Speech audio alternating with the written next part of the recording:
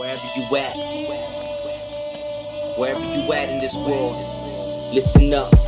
Yo, I spit this for my family, the people, the earth. And we've been at this a long time now, digging the dirt. I mean, like putting in work. Forget the friction. We were brought here right now for a reason.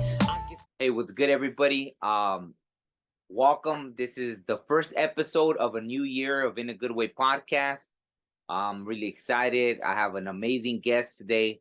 I'm going to get right into it, but I just wanted to make this video because as you'll see through the video, my camera was blurry.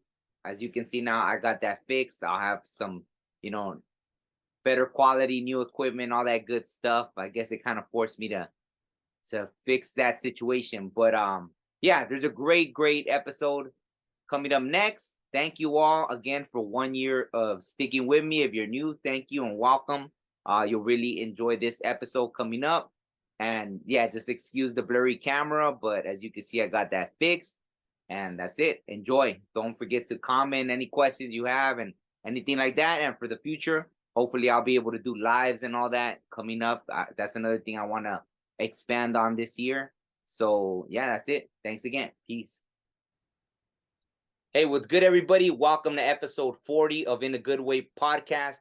Today, I have a very special guest, Jose Torres, Indigenous Herbalist, the founder of Aztlan Herbal Remedies. Thank you so much for being here. Hey, Omar, man, thank you for the platform, dude. I met you not too long ago, dude, and you came off like a really cool guy. We said, you know what, let's do a podcast together. I'm always game for this type of thing, man, trying to educate people. But yeah, thank you for allowing me to be on your platform and being for you. And first of all, give you a round of applause because you have the platform and you're trying to educate people about spirituality and all these things that you do, man. So applause to you. And I appreciate you for having me on board. Thank you. I really appreciate that. And thank you very much for coming on. And it's my honor having you here, especially because that's one of the things when I started, the podcast, I wanted to inform people, like my very first guest is my friend who's a descendant of Emiliano Zapata. She's a medicine woman. So nice. Friend, Trish Zapata. She's the great granddaughter.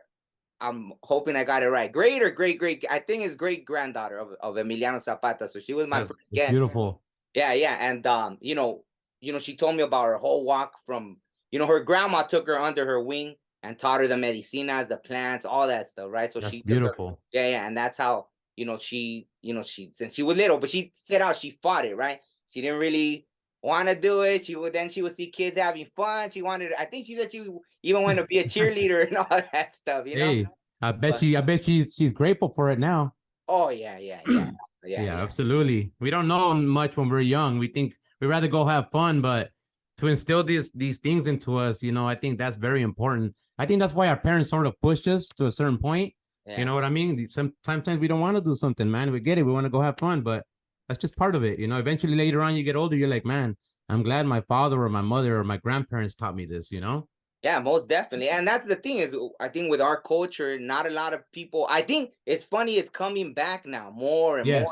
Thanks absolutely. To, and even so, like social media obviously has its good and bads, but like, that's a good thing. Now people, they'll say that, I saw on TikTok there, I saw that.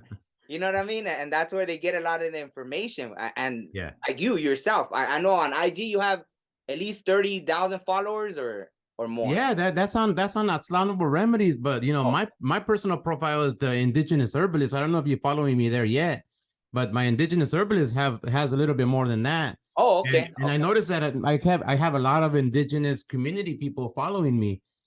So that's tells us that there are people out there. Even me personally, dude, like 15 years ago, I was gun-ho American, full-blown. I still am Mexican American. Yeah. But I started learning a little bit about the plants and even more getting deeper into it and finding out that we're not all Aztec. Yeah, what everybody thinks. They think we're all Aztec. Gonna find out my people, my tribe or my nation is the Purépecha nation that comes out of Michoacán, Mexico, right? In parts of Jalisco, Colima, little bit parts of Guanajuato, but it's all generalized in those areas. And once I started finding out, wait a minute, I'm not Aztec, and once I started learning more about it, then I really got into it. So Yeah, so I'm Purepecha Nation. You know, there's different parts of Mexico that have different indigenous tribes. So maybe you learn what part you're from, and then you can find out where your tribe is, or what your tribe is, right? Yeah, yeah, most definitely. Mm-hmm. Most definitely. Yeah. Yeah, because when I started going like, around like ceremonies and everything, I guess Yeah. that's when I started using the word Mexica more, because it was like, Yes. for those of us that don't know the exact tribe, it's like, Yeah. It's a I guess, general, yeah, it's like saying Mexican in the indigenous way, right? yeah, yeah, Mexica, that's just overall the gente of Mexico. But if you dig a little deeper, you'll find out that you might be from a specific tribe, you know? yeah, yeah, You can base that off of your background, you know, maybe even get knowledge from your parents or your grandparents and see where you guys sort of originate from. Some people just go as far as doing a DNA test. I did a DNA. I did that ancestry.com. I'm sure you probably heard of that. You know, yeah. And then it 21 actually, Me and all that. Yeah, I did but the it told you ancestry. that it didn't tell you the actual tribe, right? No, but it does tell me that 54% of me is from the indigenous Americas, and Yeah, it yeah, did pinpoint us right where my father and mother told us, right straight in the heart of Michoacan, you know? So yeah, just knowing that region, we do originate from there far back to where when the Purepechas did, or they were there back in indigenous days, you know. So I know that, you know, our bloodline does come from there. You have to do a little more yeah, yeah. searching than that, you know. It's not as simple, but just to break it down a little bit, yeah, it's you know, find out where you're from and where your DNA originates from, and those things sort of, you know, point you in certain directions, you know. Yeah, yeah, no, and Mhm. I wanted to like end up there, but it's fine. We'll Yeah, come back to it because I wanted to talk more yeah, about we that too. will, no Yeah, problem. yeah, but yeah, because we jumped like, but it's all Yeah, good, you know. it's all good. No, because I wanted to ask you because like we were talking before we started the podcast about like you had gone on another platform as well, like for the podcast, and I Yes, remember I watched that one and I had seen you talking about how well, we'll get to that, right? Like, because I want people sure, to know how you started your journey as well, right? Because sure. you said you grew up, um, like Chicano, kind of in the streets and everything too, sure, right? Chicano, Yeah, absolutely. and I kind of had a similar way, and then when I started getting really tapped in spiritually, I started, and I know people because they don't understand it, right? So it's Yeah, like you can't really talk, and then you start. Well, me, I started like kind of distancing myself, not because I didn't want to be around it. Actually, I probably did want to be around it, but I knew sure. something was leading me this way, right? Yeah, something was So drawing you away from it, yeah, man. yeah. So It that's what it wasn't wasn't. resonating with you anymore. Yeah, I mean, but it is alluring because it's like what you're used to. You know what I mean? That life Yeah. or doing this and that, like, it's crazy. It's crazy that you get attached to that, but when all that stuff. But Yes. um, like before you even went through all that, you said how even when you were little, like you got really sick, right? I did. I was a kid that was I wasn't even 3 years old, just about to turn 3 years old. Actually, a couple months before I turned 3 years old. I came down with a disease in my blood. It's called meningitis. Mm, There's different types, but the one I had just happened to be in my blood. For some reason, between 1976 and 1984 or so, there was mm. about 18,000 cases in about 24 different states here in the US Wow. of the same type of issue. Um, but mine just happened to be in the blood. There was other kids in the hospital with me, and there was mostly a lot of youngsters. Mm. Some other kid had it, some kid from El Salvador had it in his brain, and Oh wow. another kid from Guatemala had it also in his blood. Unfortunately, from what my mother tells me, those kids passed away, and a lot of these kids Wow. did pass away. The ones that didn't pass away either had to have their limbs amputated, or they were gonna have lingering issues. And basically, that's what they told my mom. They said, you know what? I ended up being in a 70 something day coma. At Wow. first, like my mom came home one day, had a bunch of bruises. She took me to the clinic. They didn't know what was going on. They rushed me straight to the emergency room, and from there it was just they put me in an upstairs room, and that's where they kept me. But at this, they even had me in a cage, literally, Wow. to isolate me. Yeah, It yeah. was a crib, but it was made out of metal, and it literally had a top to it. So I was literally in a cage for many, many, many weeks just to be able to, so people don't go in there and try to get contaminated. They tested everybody in my family. They didn't know where it came from. We don't still to this day we don't know where it came from, but yeah, I'm sure they pumped me full of antibiotics and a bunch of different medications. So I always grew up a little bit on the sicker side. Mm. I never felt like it debilitated me in any way, just because I do have a scar, a few little scars on my arm, but mainly on my legs, you know, getting to the point where they even had to do a skin graft from Wow. this leg to this leg, to the point where they were worrying that maybe they were going to have to amputate my legs or the things if it kept getting worse. Yeah. They were able to put, you know, get it under control for some way or another through medication. That's why I don't knock the medical industry at all, man, because they saved my butt. If it wasn't for Mm. them, I wouldn't be here right now. So that's why I never mock or knock on them or just talk bad about them, because you know maybe the medication might not be the best option first. You know, maybe you do something natural, then go to that later on. But that's a story for another day. But yeah, so I you know, I ended up surviving that, man. And as growing up as a teenager, of course, you know, living the American standard diet type of meals that we were eating, thinking, you know, I was trying to be super healthy back then, thinking I was being super healthy, trying to follow this pyramid. And as I became a Mm. teenager, my health wasn't the best, you know. And once I got into the age where I started like drinking more, partying it up more, really not taking care of myself, I used to love hamburgers, man. So I can honestly tell you, I would eat a hamburger maybe 3, 4 times out of the week, to be honest with you, with fries and the whole works. You know, the little stands they have, I mean, the little, you know, regular fast food places they have in every neighborhood. Yeah, yeah, Probably don't use the best oils and all this, cheap food, right? yeah. And yeah, so I went down that route, and long and behold, you know, by the time I hit 28 years old, I'm 48. I'm gonna be 48 years old. So this is talking about 20 years ago. Mm. I started getting sick, man. I started feeling this blood pressure. This blood pressure started kicking in. What I did notice more was that I would go and tie my shoe at one point, my face would be throbbing. I would be on the floor, I would jump up to go get something, say, from the fridge, and I would get really dizzy. I would even have to go back down on one knee. Wow. I was pre-diabetic. My digestive system was frozen, man. I wouldn't go to the bathroom for days and days at a time. Mm. I didn't know anything about anything back then, man. This was 20 years ago. I went down the traditional way of, going to the doctor and, you know, getting prescribed certain things. No one ever told me about my diet. No one ever told me to detoxify my body, my gut, and all these things, right? These are things that I had to learn on my own. Trial and error. And the medication, I took it for about 8 years, man. So I said, I got to get off this thing. I felt like I didn't need it no more after a couple of years, but for some reason, it was just a pattern, Mm. a safety device, right? You take the medicine, hey, my pressure's under control. I can go and eat a little bit extra and drink a little extra, and this thing should control me. But it came to a point where it wasn't good for it's not good for your body, man. I was, maybe having other issues. I felt a lot of muscle pain out in my back. Started doing some deep research, come to find out that medication that they gave me was for the old people. People they were giving this medication to people in their 60s and 70s, even in their Wow. 80s, right? Yeah, yeah. They gave me a very low dose for the time being. But once I started really learning more, I went back into the traditional way of doing things because I knew there had to be other answers, man. Mm. And I grew up where my mother was the woman that was, hey, mijo, sabes que something's wrong with you. Why don't you take this tea and so on and so forth? Buena, ruda, and all these different remedies, right? I had empacho. She would sit there and do certain things to my stomach with oils and whatnot.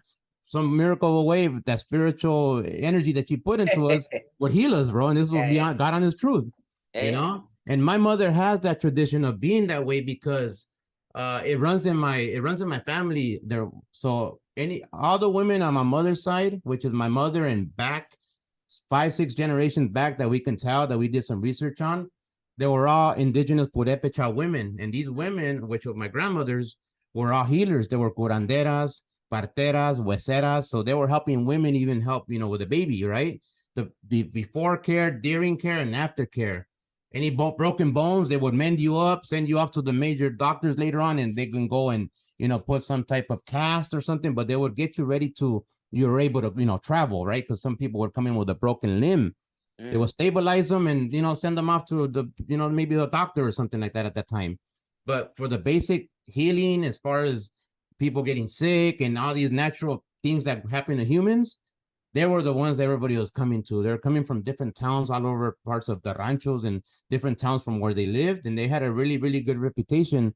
And I think it's already in my bloodline, man. For some reason, I was a 30-year-old technician, 30-year a veteran technician. I was doing a bunch of technical stuff, and look where I'm at now at 48 years old, and I'm an indigenous herbalist. Like, who would have known, right? Yeah, yeah. I think it's already in your DNA, and the universe has a certain path for you.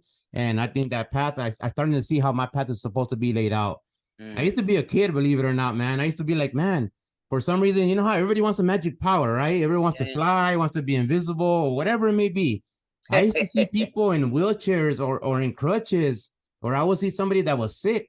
Man, I don't know what it was, but I wanted to heal people with my hands. I wish I had the Mm, power to go to them, touch them, and heal their illnesses that way.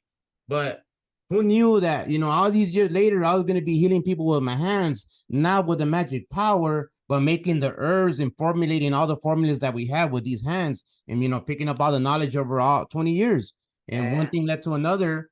Once I got myself on my own health plan and I started saying, you know what, there's something to this herbs and there's something here that's healing me.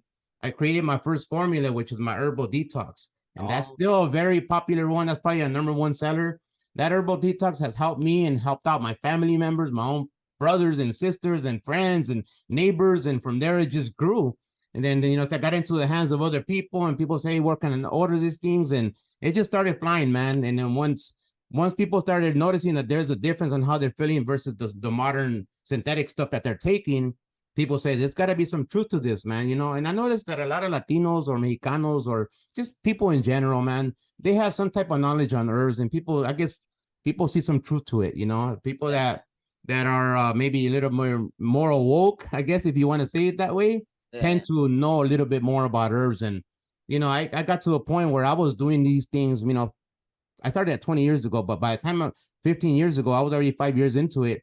I was already learning about these things and healing people and helping people and recommending. I'd be the guy that would see you at work, chugging down a big old monster, and I'll be like, hey man, put that away. That's not good for you. Yeah, I yeah. wouldn't be so pushy because I don't want to offend anybody.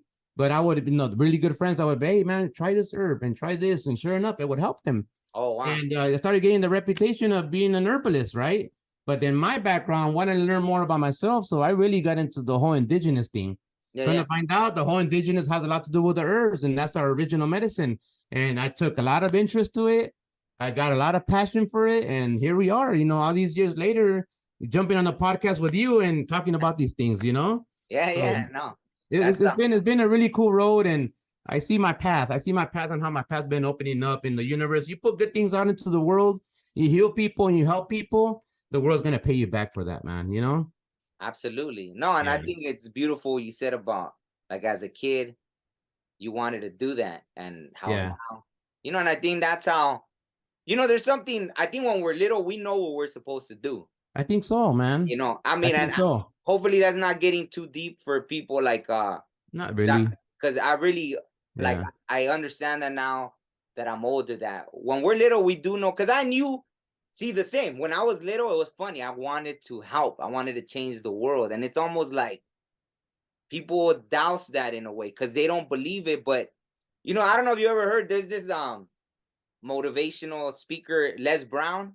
Oh, I know all about Les Brown, Okay, man. oh man. Oh, I So, listened to Les Brown on my I used to be a tech, so I was fit a lot, yeah, yeah, working on machines. yeah, yeah. Les Brown would be my ear, man, pretty Yeah, much all day. when I be loading trucks, that's the first time I started getting, rather than just listening to audio, I mean to music, like I Yeah. started just downloading audio. I probably learned more than I even learned in school, like in 6.5 years that I was just loading trucks.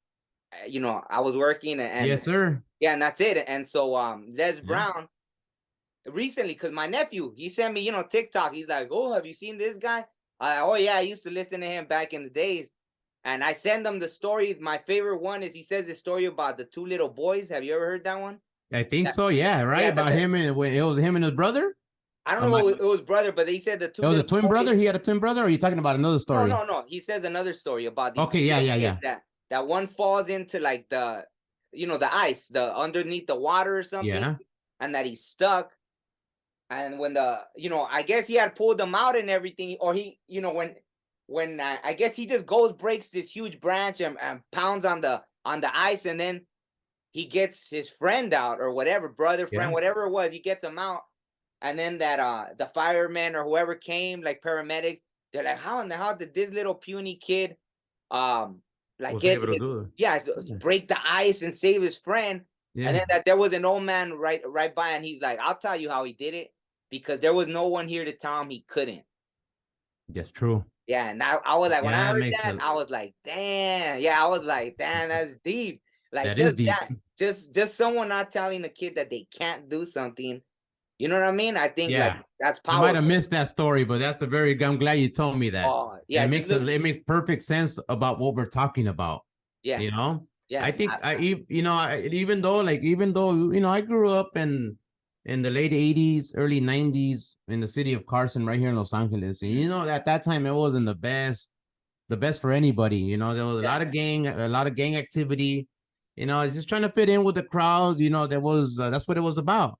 yeah. I never hurt anybody. I never stole anything, and I was just part of following the crowd, right? I was one of these low budget cholos, right? I was just dressed like one, acting like one. I had a daughter very young at 18 years old, Oh wow. which is my daughter Celeste. And once that happened, man, my whole life flipped. It's changed. And I said, you know what, I got to get to work. I ended up getting two different jobs and really hustling and working hard. So that instilled a lot of hard work into me, man. I Mm. don't think I would be where I'm at right now if I wouldn't have put in the work, to be honest with you. It Yeah, yeah, doesn't come easy. There's days I woke up and I didn't want to do anything. But this is the days you got to get up and push yourself even harder, man. It's just more yeah, motivating yourself in general. And I think, when we're kids and all that, I think if I would have grew up in a bad family and they would have probably put a lot of bad things in me and no, you can't do this and you're not going to amount to anything, maybe I wouldn't be where I'm at right now. You know what yeah, I mean? Because yeah, those things do affect kids. They do affect children. That's why, I think the things that I do, and what I want to do in the future is be able to provide this information even for the little ones, because there's a future, man. They're the ones that are gonna hold on to this knowledge. Us old folks already, we learn what we learn, and it is what it is. You can't teach an old dog new tricks, right? yeah, But yeah. you can teach the youngsters and say, hey, educate yourself, pick up a book, learn about the herbs, and that's my message to the world, man. To be able to teach our young and wake people up, and even teach from the young to old, everybody in general. But to me, the future is going to be our youngsters, man. Yeah, You yeah, know? absolutely. Yeah, I was, absolutely. I don't know, it was getting a little stuck right now, but it's fine. It fixed. Okay. Yeah, it was crazy. But no, you know what? So not to backtrack too much, but so when Okay. you were sick you said your 30s, right? Is that Yeah, what? it was. So that was Mhm. the main thing that triggered that for you to want to learn, or you already had kind of some knowledge, or that was the main thing I, that you I were had learning? knowledge. I had knowledge on the herbs, but I never realized that I can heal myself. You know what I mean? I Yeah, would think that I needed an exterior force outside of me, like a doctor or somebody to come and heal myself. What I tell people is though, there's only one person that can heal you, and that's gonna be you, man. mm, You know what I mean? So when I took it serious, I said, you know what? I don't want to be, because my father struggled with diabetes and he passed away from it, in the year oh wow, 2000, right? oh wow, And I have other family members in my family that also struggle with diabetes. They're better now. Don't get me wrong. See, yeah, over all the years of me helping them out and educating my own family members too, and things are a lot better than what it used to be. But at one point, a lot of my family members were sick. I think I knew more sick people than I knew healthy people. You know what I mean? And yeah, that's the truth, man. Um, and and then one thing, just like teaching this and doing that, it was an awakening. Really was an awakening. And I think people that are really into spirituality, and if they really been awoken, you know what I mean by that. yeah, It was an awakening. It was just like the light went on and say, you know what's really happening here, man? Well, why am I sick? What's the root cause? Because my doctor wasn't, not to bash any medical doctors, my doctor personally wasn't that educated when it came down to things that were natural. And it was just stick me with a pill. Here you go, stick me with a pill. yeah, I yeah, would come back every month or so, every 2 months, and I would talk to the person for 10 minutes. And I didn't feel like they were doing anything for me. But yeah, I really started digging deep at the root cause of the issues. Kind of find out, once I dug a lot and did a lot of research, most of the issues are gonna start in the gut, man. And like I told you, I wouldn't go to the bathroom for 2 or 3 days at a time. So once I got this baby under control by doing various different things, as far as detoxifying my gut, taking natural things that are fermented to build up the lactobacillus and my gut flora, I started noticing the way my body started healing. I ended up losing like 30 pounds. I was like 30 pounds heavier. I think I looked older back then. Besides the beard, I didn't have a beard, man, but I was chubbier in the face and chubbier in my hands and throughout my whole body. I weigh about 180 pounds now. I think at mm, one point I was close to 200 pounds, 200 and something. that maybe I won't want to admit, but yeah, I was, Yeah. and I just wasn't feeling good.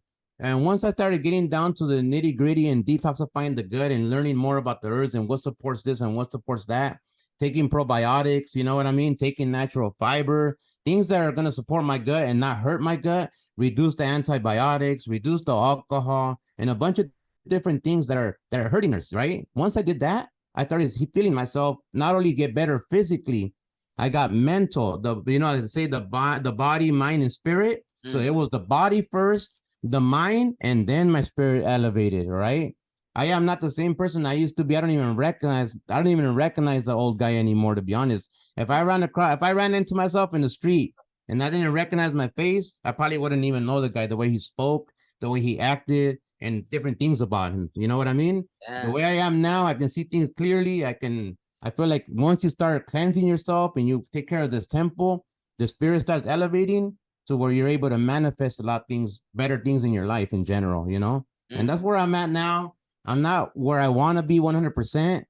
I'm still learning. I'm still a student of the game. I'm still want to learn more about these herbs and, take it as far as I can to be able to become maybe in the future a master herbalist, to be able to, really, really teach people and get people under me to where I can, teach them and they can teach other people and so on and so forth. Because I'm not gonna die with all this knowledge, man. I can't do that. For Yeah. humanity, I can't do that for my people. I sort of want to spread as much as I can. That's why I do a lot of social media.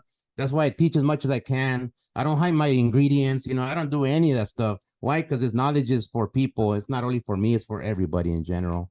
No, no, thank you for bringing that up. Cause see, that was one of the issues I faced in the beginning. Like I knew I wanted to interview people all across the spectrum. Like Sure. I don't care ethnicity wise, everything. But obviously, like at first, I did wanna because I was around indigenous people, going to ceremonies, everything. I did want to find people that will share.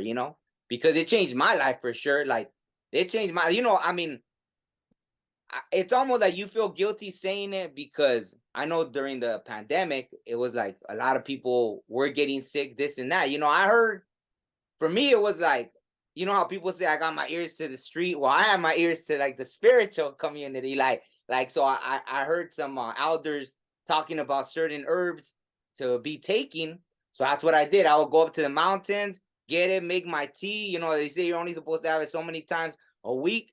Yeah. And so I was drinking my teas, go get it straight from Mother Nature. And I didn't get sick, till like a long time later. And then it was because of a family member that was around me that, you know what I mean? And that's how, Sure. Sure. but to me, it was like, I took care of myself like that. Like that's how what I went to, you know what I mean?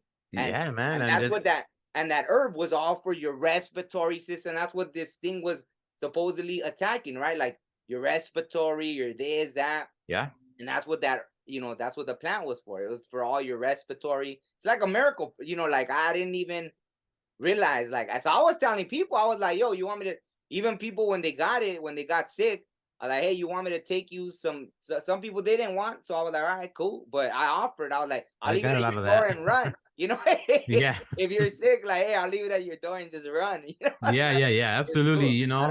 I don't want to get sick, but that's kind of what I went to. Oh yeah, but what you were saying about the knowledge, right? So when I was trying to even when I was starting the podcast, a lot of people don't want to talk about it. That's the thing. That's what I ran into, that a lot of people, with indigenous backgrounds, to me, I kind of almost feel like it's trauma. It's generational traumas for some reason. Like it's almost like a fear, like, oh, they're gonna take these things and do something bad with it or make money off of it in a bad. Like the first time I saw a sage for sale at Spencer's, that store Spencer's, yes. had a little bag of sage, and I was like, and I was disturbed by it because I pick my own sage. So when I go, Commercializing it. Yeah. yeah, and I was Absolutely. just, and they didn't, because that's how I was taught, right? When you go, you give your offering, you take the plant, you tell it what you're gonna use it for, and you Yes. ask it for that, and then that's how you take it, right? Yeah.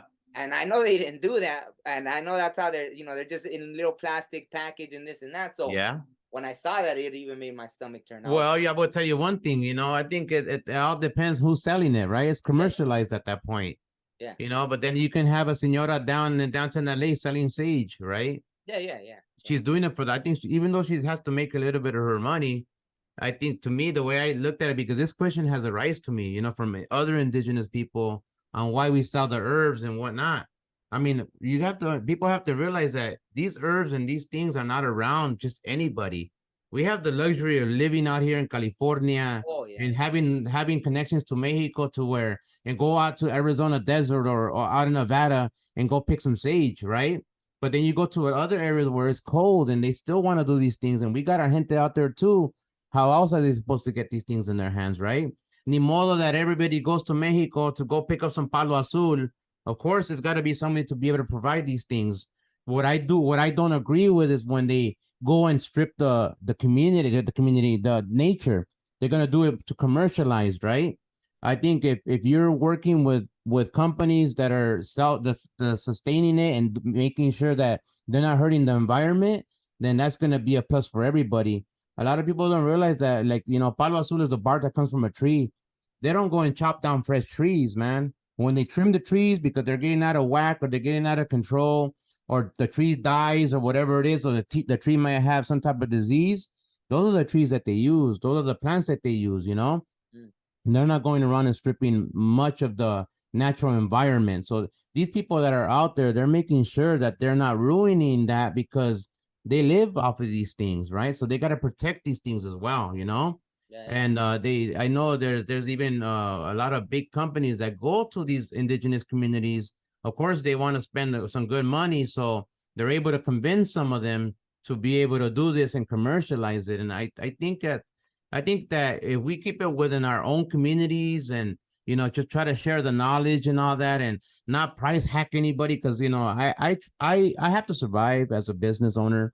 You know Yeah. what I mean? I have a family that I gotta feed as well.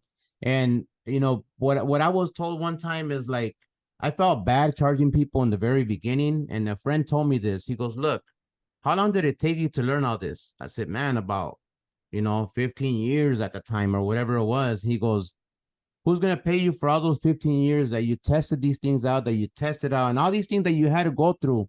Who's gonna be able to know what you went through to be able to pay you for that?" I say you have to do it through your products. You have to do it through what you believe in, and as long as you're not price hacking people and overcharging people for what it is, I think people are gonna see the truth in what you're trying to do. Because I mean, how else am I supposed to get these things? I'm not a millionaire to where I can just go buy bulk and just give it away to people at the corner. What I do is I give people discounts when they come into the store. I educate them. I give them the knowledge, and I don't overcharge anybody. That's the whole purpose of it. We're here to not only survive, but I'm also here to educate and save people a little bit in their pocket, because I know how difficult it is to make some money, man. You know what I mean? I Yeah, had yeah. every job imaginable. I was a technician. I went from crawling underneath homes into attics, working out in the sun in the middle of Pomona, in the middle of the desert. I'm in a 120-degree attic, sweating my butt up, just trying to run some cables. You know what I mean? Yeah, yeah. So I know what it is to earn your money.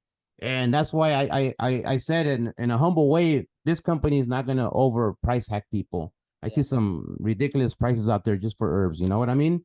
No, But absolutely. what I do, it also supports the communities out in Mexico and other parts of Latin America, including Peru, from where we get our Irish moss and the sea moss that we provide the public, and it helps them. Most of the money goes to them anyways. You know what I mean? Yeah, But it's something that in this modern day and age, not everybody has access to these type of things, especially the type of herbs that we deal with. It's not common. You can look at it, the 200 herbs that I have, you might recognize 10 of them. You know what I mean? So yeah, we have really, really difficult to find type of herbs that are indigenous people are using, not your random chamomiles. And I'm not saying there's nothing wrong with that. I drink chamomile tea too, but it's not your regular chamomile type of herb. These are more little pungent, a little strong, but they're meant for a specific reason. Like you said, lung support, right? You got a specific herb for that. You got diabetes, you got high blood pressure. There's a lot of things that we can all take to support our body in that aspect. yeah, yeah. No, no, thank you. No, yeah, and I didn't want you to think at all that I was saying Oh like no. attacking you or anything like that. No, what I like, because the main point was that I have no problem. I'm all for sharing the knowledge. I was saying Absolutely.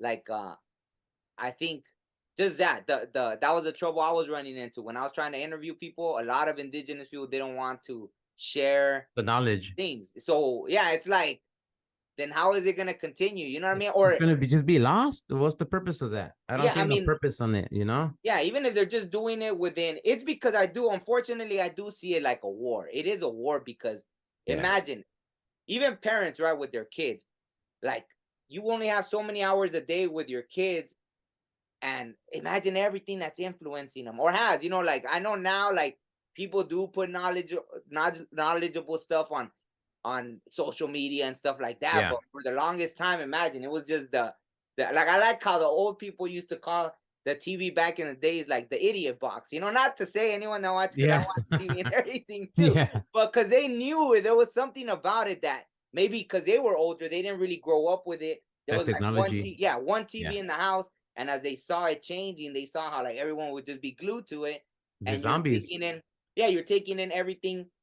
You know, it's like everything that they're showing you. But it's kind of like with milk, right? I heard you guys talking about the milk. Like I haven't drank milk now in, you know, a good while, and like Yeah. a lot of people don't know how bad milk is for Yeah, people, it's a right? very, it's mucus forming, right? Mucus forming.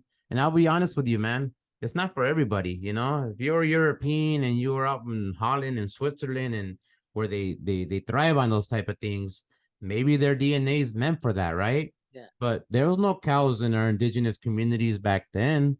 You know what I mean?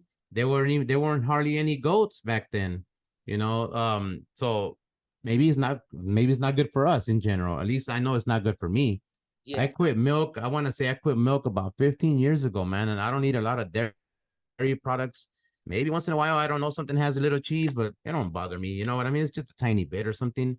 yeah. But for me to sit there and chug milk the way I used to, man, I used to love drinking a big old cup of milk and just downing it. It felt like it was quench my thirst. But guess what would happen? A little bit later, I would have mucus, Oh mucus. wow. Yeah, Go to yeah, sleep and I'll have congestion. Wake up, I'd have congestion. Next thing you know, I'd have inflammation, right? My stomach wouldn't feel too good. Maybe I was lactose and I didn't think I was, right? yeah. And what will you put milk in? You'll put into a really, really sugary cereal, right? Mm, So with the milk and the sugar and all these additives and all these dyes and things that they put into the cereal, of course we were getting sick. Of course it was causing issues, you know. Allergies causes allergies in the body, man. I mean, people get eczema all the time. But mucus, I mean, I would really try to recommend for, I guess, most indigenous people to stay away from, at least Latino or Hispanic or Mexican indigenous, to stay away from, you know, those type of things, because I don't see where we were getting milk. I mean, the only time we should be drinking milk is when we're stuck to our mother's breast. yeah. After whatever time it is, we know we should no longer be drinking milk. Don't know what habit we have of why we drink cow's milk.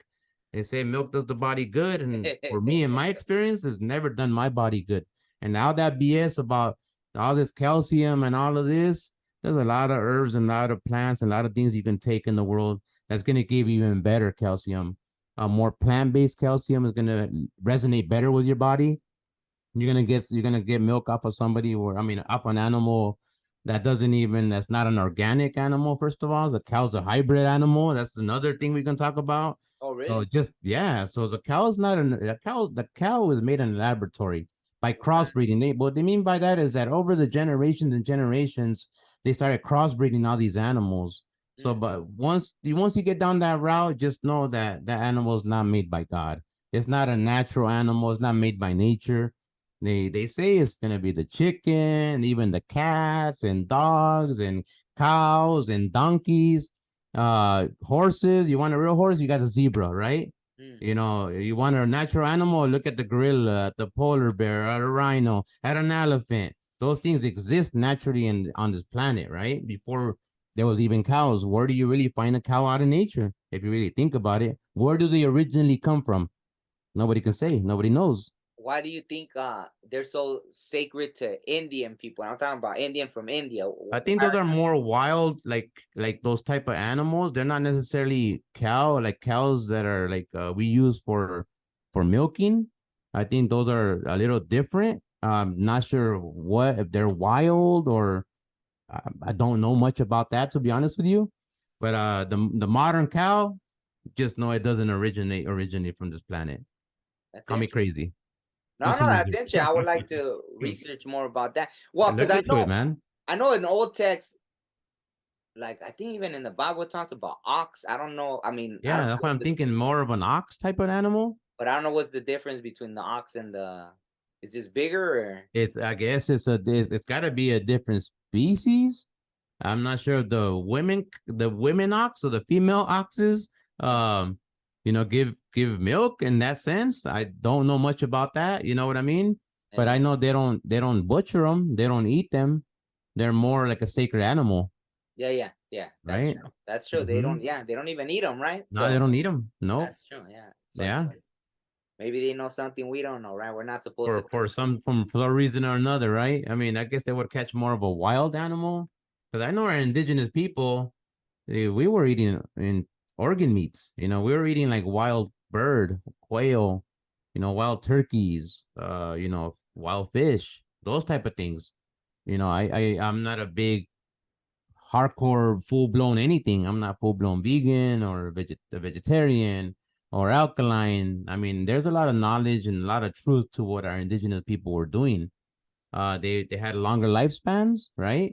Mm, And I think that what people don't realize that the fish and those meats that they would have, they would put them out to dry out in the sun, so that would ferment that food, right? They would ferment that fish or ferment their vegetables or whatever they had to do in order to preserve it for certain times of the year when those things weren't available. So yeah. by fermenting anything in general, it starts building up bacterias, right? Not all bacteria are bad. They have the lactobacillus, which is very beneficial for the gut. So by eating those things that were fermented, they were keeping their gut very healthy. Mm, Unfortunately, nowadays everything's pasteurized, the milk's pasteurized, the fruits and everything, they're GMO, it's not the same organic stuff that as our grandparents. And I think we're missing that since we're always pasteurizing things to remove the bad bacterias. I think they're actually doing more harm than good. yeah. Bacteria that come from fermentation should be in our gut. But so we were living in a modern day. I mean, you can just start taking some type of probiotic, to rebuild your gut flora, maintain a healthy diet, chill out without the high acidic foods, cut out the sugar as much as you can. Because back in the day, we weren't big time sugar people. Rarely did we have sugar. Rarely did we have salt. Those things were already naturally into our fruits, into our veggies, into the water we would drink, and certain things like that, right? But Mm, nowadays, the stuff that's going around, I mean, the water is missing minerals. It's all filtered. They're controlling that. They control the food. They control pretty much everything. Try to do as much as you can for yourself to self-sustain you and your family, and learn more about fermenting. Learn more about herbs and those type of things and growing your fruits and vegetables at home, and knowing what you're putting into those type of things in order for you to have a very good quality ingredient. But that's the main thing nowadays, that the ingredients suck, right? It's the quality of the ingredients that are not the same anymore. So until we start getting better quality ingredients, we're gonna be able to get better quality food. Until that day happens, or maybe even now, people are starting to wake up to that. But to me, it's got a lot to do with the ingredients, man. yeah, no, absolutely. How do you feel? Because it's funny. Just I don't know. I think it was yesterday. Just yesterday, a friend told me about eating for your blood type, and I had never heard of Oh it. Like, man, that's you knew that's a the good yeah, subject. see, I had never heard about that in my whole life until That's what yesterday. we're talking about. And I Yes, looked it up, and I was like, oh wow. So I guess even my blood type, I'm not supposed to consume a lot of meat or something like that, according yes. to that. Are But you I see what blood type are you? A plus or A. What Same is it? here, bro. Yeah. We're the same Oh, you're the thing. same. Chickpeas are not good for us, which are garbanzos. Chicken, the protein in the chicken we can't digest properly. It's a better Ah, idea to think maybe have wild bird, turkey, those type of things. And shellfish, shrimp, oh wow, lobster. and I love shrimp. I Like I, I love a ceviche, shrimp bro. cocktail. Like yeah, So wow. there's a lot of truth to it, man. For those people that want to know more, look, there's a book out there. It's called "Eat for Your Blood Type." Wow. It's the same thing. You're not gonna put a gorilla out in the Arctic, and you're not gonna get a polar bear, put them in the jungle. They're gonna die, man. They won't survive. And I think the same thing goes for humans. That's why the herbs that we deal with, they're from our land. That's why it's called Aztlan. Aztlan is the all the way from the Yucatan all the way out to Utah, man. You know what I mean? This is Yeah, all our original land, and most of the herbs that we have, they come from these areas, man. I don't deal with a lot of African herbs, a lot of Chinese herbs. They're all great. They're all great. I'm not saying they're not. Ayurvedic medicine, which is Indian medicine. There's an indigenous medicine from Mexico and other parts of Latin America that are very powerful. At one time, they were probably the most powerful medicines that existed. And I think if Mexico really, you know, woke up and our people really started getting back to our traditional ways, we would rival a lot of these medicines, man, to be honest with you. The research that I've done and the things that are out there, it's amazing how they knew all this knowledge, man. Like who was the first person to try something, right? Who was the first person to get Palo Azul and say, hey, let me drink this Palo Azul. My kidneys are better all of a sudden. Like who discovered this stuff? For me, you want to hear my opinion? The universe, man. The universe downloads this information into people, right? And the knowledge is there. People use psychedelics, right? They use the mushrooms, the ayahuascas, the bufos, the combos, all these other medicines that people use to elevate the spirit. Once you elevate the spirit, you elevate the mind, and these things, you know, get downloaded into you. I think people overanalyze, you know, the science overanalyzes things. And I think I want to do it traditionally, the way our people did it, you know, just by knowledge, just by understanding. That knowledge would get passed down from father to son, from mother to daughter, and so on and so forth. And I think that's how those things survive. The biggest problem I see for us here in Los Angeles, or at least in the United States, and I'm speaking for myself, is that my mother left Mexico in the 70s. You know what I mean? She was still in her 20s. She learned a lot of knowledge from my grandmother, you know, and those earth things still stuck with her. Fortunately, thank God it did, right? That's why we are where we're at now. But the majority of our mothers and fathers that came from Mexico, they disconnected, man. They went from a natural world into a modern medicine. I'm sorry, a modern world where they have modern medicine and Western medicine. So they don't even deal with any of the herbs. And what happens to our parents nowadays, they're very sick. You know what I mean? And even people are our age, they're also getting sick. Why? Because we are so disconnected from what we should have been taught. This knowledge has survived for thousands of years, you know, and then once they put that border and they separated us or colonized us and all that, not only did they take our food, did they take our ideas and everything else about us, they also took our medicine, right? People always talk about the food, they always talk about the knowledge, but no one's talking about the medicine. It's a very powerful medicine, and what people don't realize is that it's not only a physical healing, man. These medicines have the spirit in them, and that spirit goes and heals your spirit. That's how you're able to elevate your own spirit. People don't realize that these plants, man, they have nature in them. You know, say you get a specific herb for a specific thing. That herb not only physically is it going to go in you to heal you, it's all that spirit. It's all the spirit of the plant's going to go in you and ease your own spirit, right? Your own elevated spirit. It's going to ease you from any type of issue that you might have going on, because our indigenous people believed, and they strongly believed, and they still believe that our bodies are physical and spiritual all at one. Here in this world, or here where we live in the modern world, it's completely separate. Then they erased it completely. The spirit's not even part of the factor. And then you wonder why people have a lot of physical issues that they can't get rid of, because they're always looking at a physical thing, and they never worry about the spiritual side of things.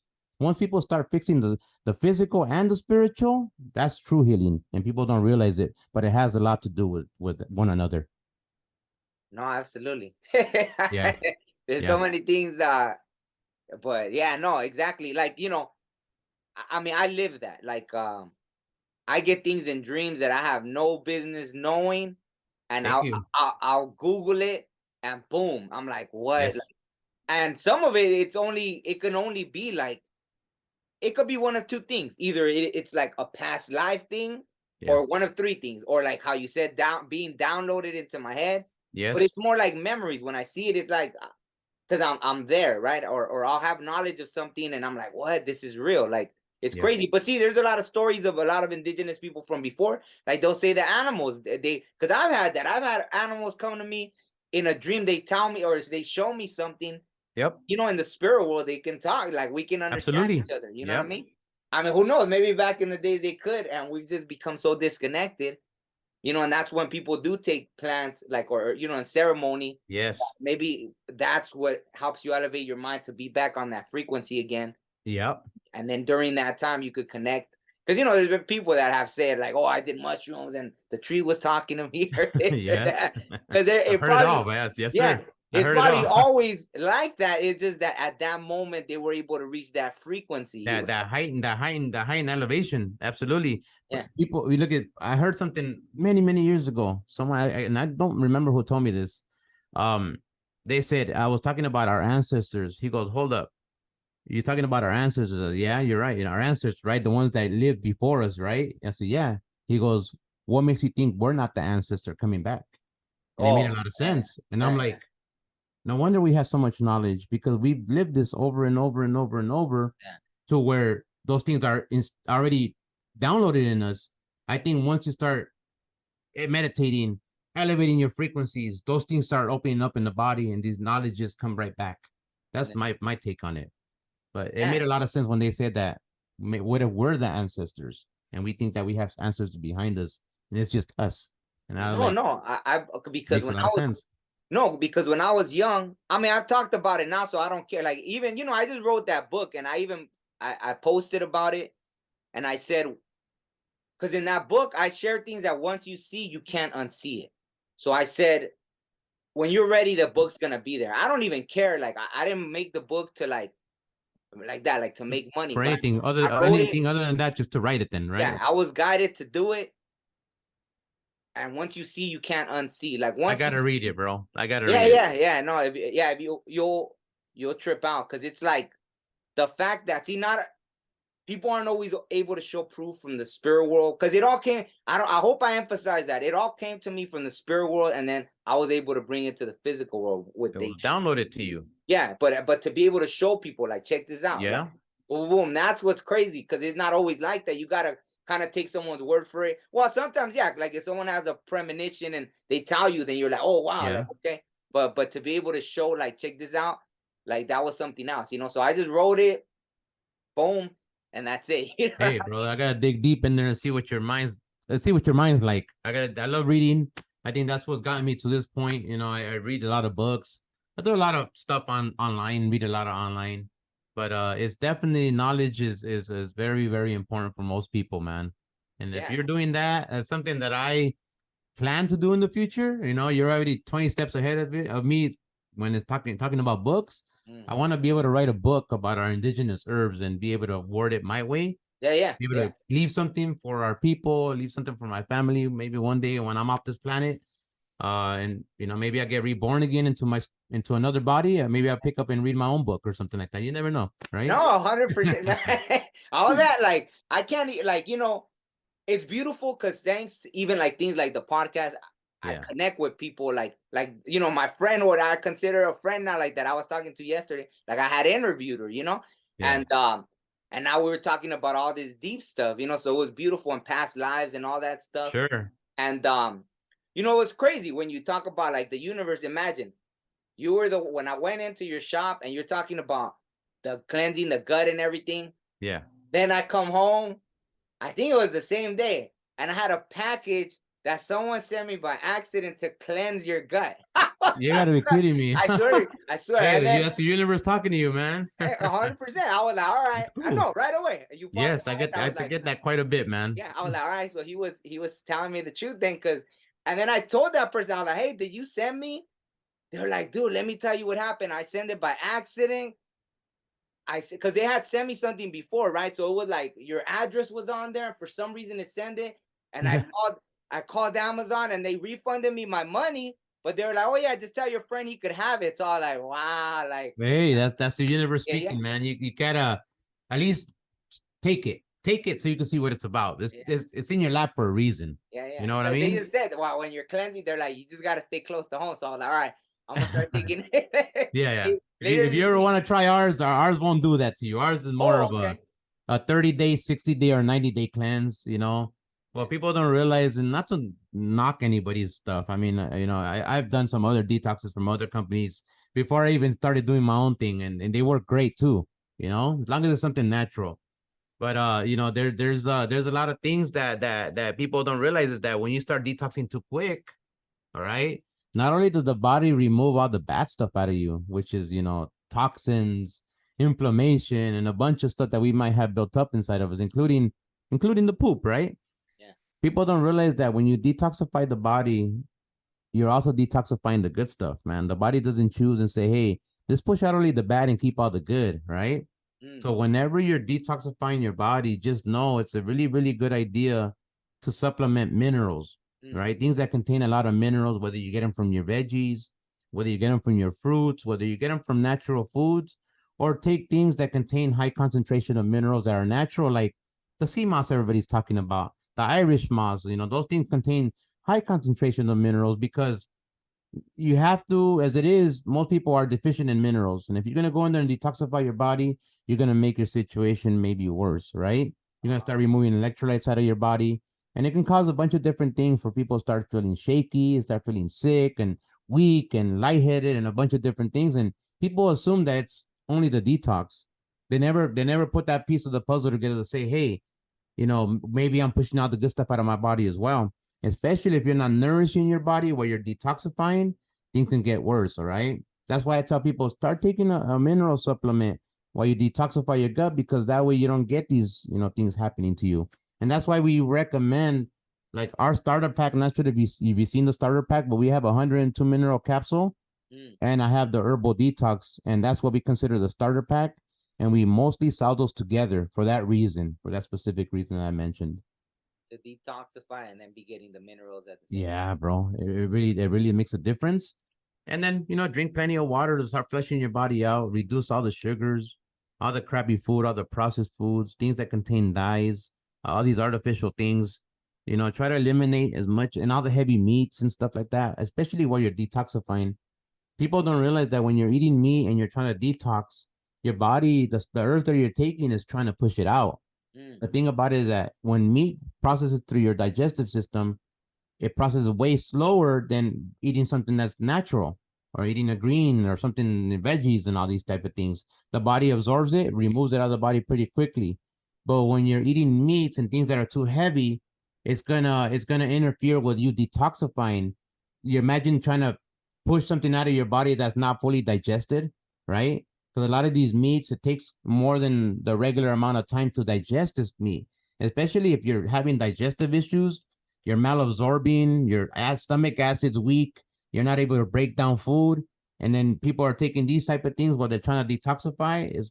You're counteracting or counteracting whatever you're trying to do. I mean, the best thing to do is go eat more lighter, reduce all the high acid foods, reduce the sugar, eat more natural, take probiotics, detoxify your gut with something natural, take more minerals, take fiber, support your body while you're doing these type of things. Of course, you maybe want to exercise, you can go jump into these infrared saunas that are really good for you. Sweat, detoxify the body that way as well.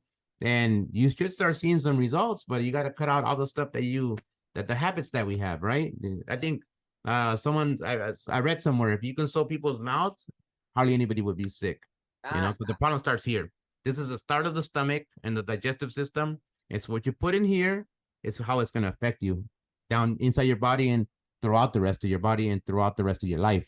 So you decide what you want to put into you. And if you feel that it resonates with you, so be it.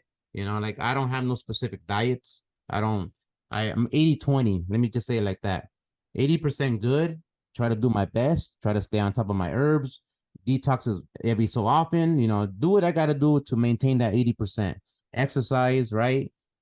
Turn off the news, read the right things, detoxify not only my body, but also what I'm listening to and what I'm putting into my own head.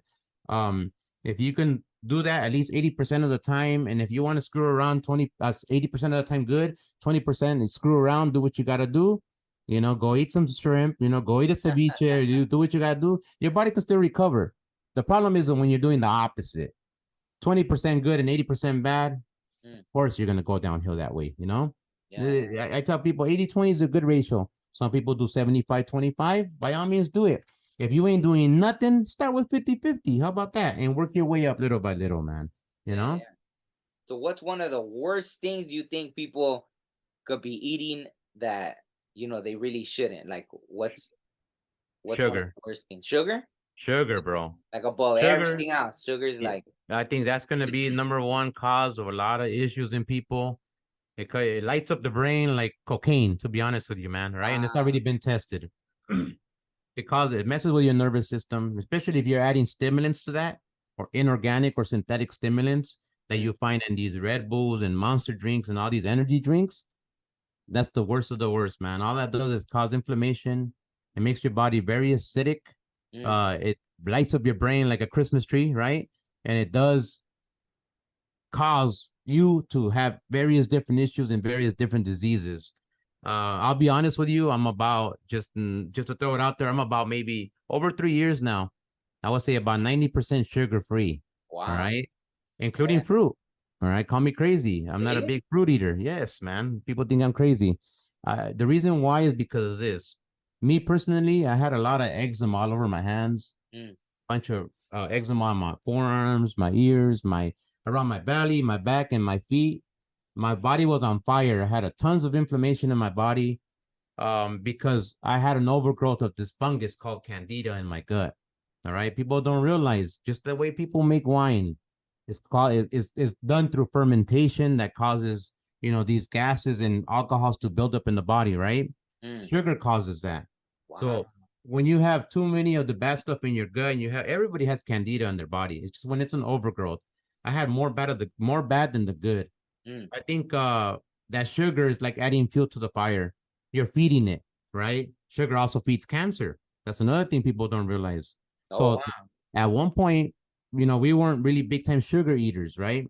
And these fructose and all these other type of sugars that we eat, if you have an overgrowth of this fungus in your gut, it's gonna cause issues, man. I would say for people that have that, detox your gut, cut out the sugar as long as you can. Eliminate as much as you know about, because there's also sugars in the food that we're eating that we don't even know about, that they mask with certain flavors, right? So the amount of sugar that we're eating right now, say it's a bucket full, right? Compared to what we used to eat back in the day, was hardly maybe like a handful, right? And then you wonder why people have a lot of issues. But I recommend to people, clean out your gut, take care of what you got to take care of for the next 2-3 months, end it. And then if you want to implement the fruit little by little, by all means, do it. If you're a person that has a clean gut and don't have any of those issues, by all means, you can eat all the fruit, right? You can do fruit fasting. There's a lot of things that you can do to support your body. There's a lot of truth to it, that those things are very healthy for you. But when you have bloating, gut issues, and all that, you're just adding fuel to the fire. First thing to do, clean your gut, get more probiotics, and then later on, implement those things into you little by little.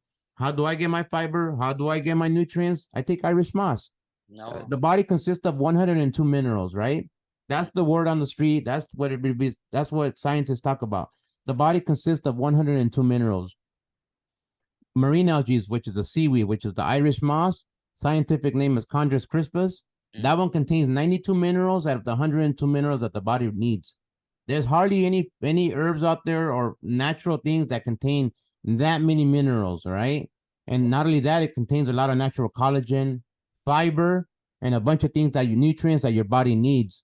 If you can just eat Irish moss all day, instead of eating a lot of these fruits, just to get your mineral intake that way, you will survive. The Irish people survive. That's why they call it Irish moss. Really? Back in the old days, they were starving, man. They had no more food. They were dying from starvation. They went into the ocean and started eating this Chondrus crispus, which is the Irish moss, and they survived. That's why it has that fame that's why it's called Irish moss. Wow. The one we have, as far as the company, we import ours directly from Peru. Peru's very cold water on those areas. It thrives on those areas. These things grow on rocks and absorbs tons of minerals, gets a lot of nutrients from the clean water of Peru, because it's not on the cities. This is out in the rural areas. And that Irish moss it gets sun-dried. We import it directly into the company. We make them into powders. We make them into gels. We make them as tinctures. We put them into tea bags. We do as much as we can to provide people plant-based mineral supplement, right? Supplement, but it's an actual plant. People don't realize that even these plants and marine algae have a lot of natural iodine that supports the thyroid. It balances the body, and it is also very good for the gut because of the natural dietary fiber.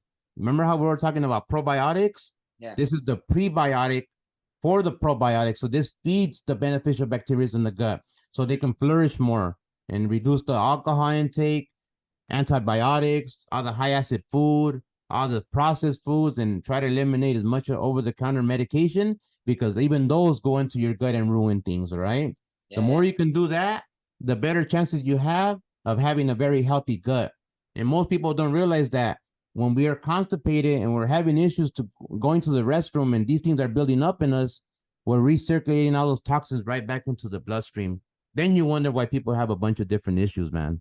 That's one of the main reasons. That's why I say sugar. Sugar affects a lot of things, man. Sugar can make a lot of things go bad. If you can eliminate as much as you can, guarantee you're going to live a better, healthier life. And that's just me personally, and I'm speaking from experience. No, thank you. And see, that's what I was gonna ask you too, is like, because I know, now, like, everything you have to put a disclaimer to say it like that, right? Like, it's your I hate that. Yeah, I know. Yeah. You have to say it may help you, it may support you, you know, like even though, man. So let's just say, like how you said, from experience, what have you seen that has helped people? Like, see, even that, right? Like my friend who I interviewed, Trish, she told me how she had cancer. They basically left her like, oh yeah, you're gonna die. I think she had stage 4. And these medicine men went to her in the hospital. They gave her all these herbs. They did ceremony too for her while she was in the hospital. But they took all these herbs, everything, and she walked out of there. And then when she told the doc, I think she told the doctor, and at first he kind of brushed her off. And after when they did the test and they saw the cancer was gone, I mean, when she was, supposed to be terminal and then the cancer is gone, he was like, oh, tell me. And she's like, no, because he disrespect, he was like, you didn't believe me. So now it's not available to you. Like, she even told them like, hey, this might be able to help people. These herbs like took it, whatever. And he was like, nah. And then so that when he even offered to pay her for it. I'll pay, and she was like, he's trying to make money on it. But and she had offered it for free, but just because, maybe she's like being stubborn about it. But and I know she's probably, I think, they're telling me, was you make them mad? Good for her, man. Not in a bad way, but good for her. They stick to her guns, Yeah. So I would have done the same thing. Yeah, no, exactly. So see, I've heard these cases, like that. See, like, imagine, and it's, not to say it could have helped everybody, maybe because she has that faith as well, right? And then even those that went to help her and everything. But like, what have you seen that has been able to cure people from like certain things that you've seen people just taking natural and then boom, it goes away? Like what? I get that quite a bit, brother. I mean, I got stories for days. I mean, I got people walking in with lung cancer. I got people walking in with diabetes and high blood pressure, digestive issues, inflammation on their joints. And then, we start healing people and treating them over the months and weeks of them doing what they're supposed to do and doing their part, the diet, the food, the exercise, and the things that they were doing before, eliminate that as much as they can. I've seen people go from 3% kidney failure, having 3% kidney function, to where they were about to get put on dialysis, where they're avoiding dialysis. You know what I mean? The kidneys are getting better. These older people in their 60s, they're starting to notice a difference on how their body's feeling. I got rid of people's inflammation, digestive issues. That person with lung cancer, they can't even find lung cancer in them anymore. Wow. You know what I mean? The person looks, you getting his color back. He's starting to gain weight. I got a bunch of different stories, brother. I mean, just from my own personal brother being full-blown diabetic on insulin shots, taking insulin medication or diabetic medication, to no longer doing those things and doing things naturally, to where he lost a lot of weight. He looks a lot healthier. He looks even younger, to be honest with you. And he's proof. He's proof that if you really stick to it and you start doing these type of things and you really put a lot of faith in it, that's gonna better you in a lot of different ways. People don't realize that the whole placebo effect has a lot. It's all the mental. If you really believe it, and you have faith, it's gonna help you. They have the placebo and the nocebo. You heard of this or no? I know the placebo. I never heard of that. What's the nocebo? Nocebo is where you tell somebody you're gonna die, and they come in there with a nice lab coat and put these papers, and it might have been somebody else's results. They put it in front of you, say you have cancer, you're gonna die in 30 days, and you take it to the head. Guess what's gonna happen to you in 30 days? Okay, there's a lot of look into that, and there's a lot of truth, because just the way the brain works for the positive, it also works for the negative. The brain, the mind is very, very powerful, and I think what I try to instill in people is motivate them, show them, hey, you're bettering yourself. I got the luxury of having this little fancy body scan that I invested time in and effort and studying and learning and, being taught to be able to give you these body scans for our customers that come into the store. I think you've seen the body scan that was there, right? I'm not sure if you've seen it. Yeah, on the table, right? Right. Yeah, on the table there. So that body scan is going to tell you if you have any inflammation in your digestive system, liver, gallbladder, pancreas, the whole gut, the colon. It's going to check for men, it's going to check your prostate. The women, you're going to check your uterus. It's going to check the bladder, lymphatic system, nervous system. If you have stress and fatigue. I mean, it's a wellness screening. It tells you a lot of great data. I think just based on that, now that we have the technology to see the before and afters, people are amazed on how they're feeling. Not only are they feeling better, but they're actually seeing the proof. Like I was telling you, I'm a 30-year experienced technician. So I know about the old school medicine. I learned about the body. And now I have this technology. It's like the perfect mix for me for what I do. And based on that and what I do, I'm able to get really, really good results. As long as people stick with it and they have a little faith and trust in what we're recommending, I don't see why people shouldn't get better, man. And I've seen this firsthand, that people come in there, they're sick within a matter of months and weeks, and working with them little by little, they're able to overcome a whole lot of different things, man. Am I raising the dead? No, but am I helping people survive longer so you can keep your grandma around longer or your mom and dad? By all means, we are. That's the whole goal. No, and for example, with plant medicines, is there, if any, how like that's the thing with pharmaceuticals, there's always all these crazy side effects, Yeah. And so do the plants have any really side effects or anything like that? As far as side effects, man, look, man, I ain't killed anybody yet, man. You know what I mean? That's what I tell people, and I don't mean that, I mean it as a joke, but I've never heard anybody drop dead by taking nerves, man. That there's some type of effect if you take too much of something, of course, just like anything, everything in moderation. You don't want to go too crazy with something. Just because you can eliminate too much of your body, you can overwork your organs. If you take too much, there's an herb out there called hoja sen. If you take too much of the hoja sen and you take it for too long, it can put holes in your stomach, right? Oh, wow. There's arnica. If you take too much arnica and you take too much concentration of arnica, it can become toxic to the liver, right? It's really good for bruising and surgeries and all this. And women that are doing all these little, modifications on their body, they love taking arnica, but they don't realize that you can only take somewhere about 4 to 6 ounces per day for maybe 2 weeks and take a break for another 2 weeks and then start it again if you wanted to. But for you to sit there and drink arnica tea for a couple of months, you're doing more bad to you than you are doing good, right? That's why you need people like myself and people that are other herbalists that come from Mexico and Latin America that have the knowledge on what goes with what. So I got tons of people coming into my store and they want to rip every bag of herb off the shelf, man, because they want their own pharmacy at home, and I get it, but I got to slow a lot of people down and say, hey, take it easy, man. You can't mix that with this and that with that. Oh, you can't. I don't think it will do anything to me. It's not going to hurt you. It's not going to kill you, but you sort of want to take little by little to see what's working for you and what's not working for you. How are you supposed to know the difference? You're going to take 20 herbs and, okay, I'm healed. Okay, so what worked for you? What was it? You know what I mean? Instead of sitting there taking 20 herbs, start with 5. Do this first, do that first, little by little. Pinpoint the things that are working for you, and then you have a better structure on how to heal yourself, right? On top of, diet and everything else that we talked about earlier. No, absolutely. Because even and when I went into, you talked about how anxiety starts in the gut, and then I had never heard that. Imagine, and that's one of the things. See, when I went to the doctor, I got anxiety for the first time, I think in 2021 or 20. Horrible. Yeah, exactly. I had to go to the emergency room twice, I believe, because I was like, and then that's what the doctor tells you. There's nothing wrong with you. You're like, you think it's all mental. Yeah. I feel like I'm dying, but you're telling me there's nothing wrong with me, and they just give you pills. And not luckily, but I took three times. I took the pill twice. I felt like damn halfway suicidal. Like it hit me. I was like, whoa! I feel like it was crazy. So I will tell you why. Because they give you. I'll tell you why. Because they're giving you medicine that's going to help out your brain. It's for the brain. It's not for the gut. See, so there's a brain and gut connection, right? The scientists already proved this. Anytime there's an issue with you mentally, most of the time it stems from the gut. They go in there, doctors go in there, and they give you medicine straight for your brain. They never give you nothing for your gut. That medicine they're giving you for your brain is making your gut worse, actually. Wow. But if they were to just button down and fix the gut, they call the gut the little brain. Why? Because it has the second most nerve endings than the actual brain. And there's already proof that there's a gut and brain connection.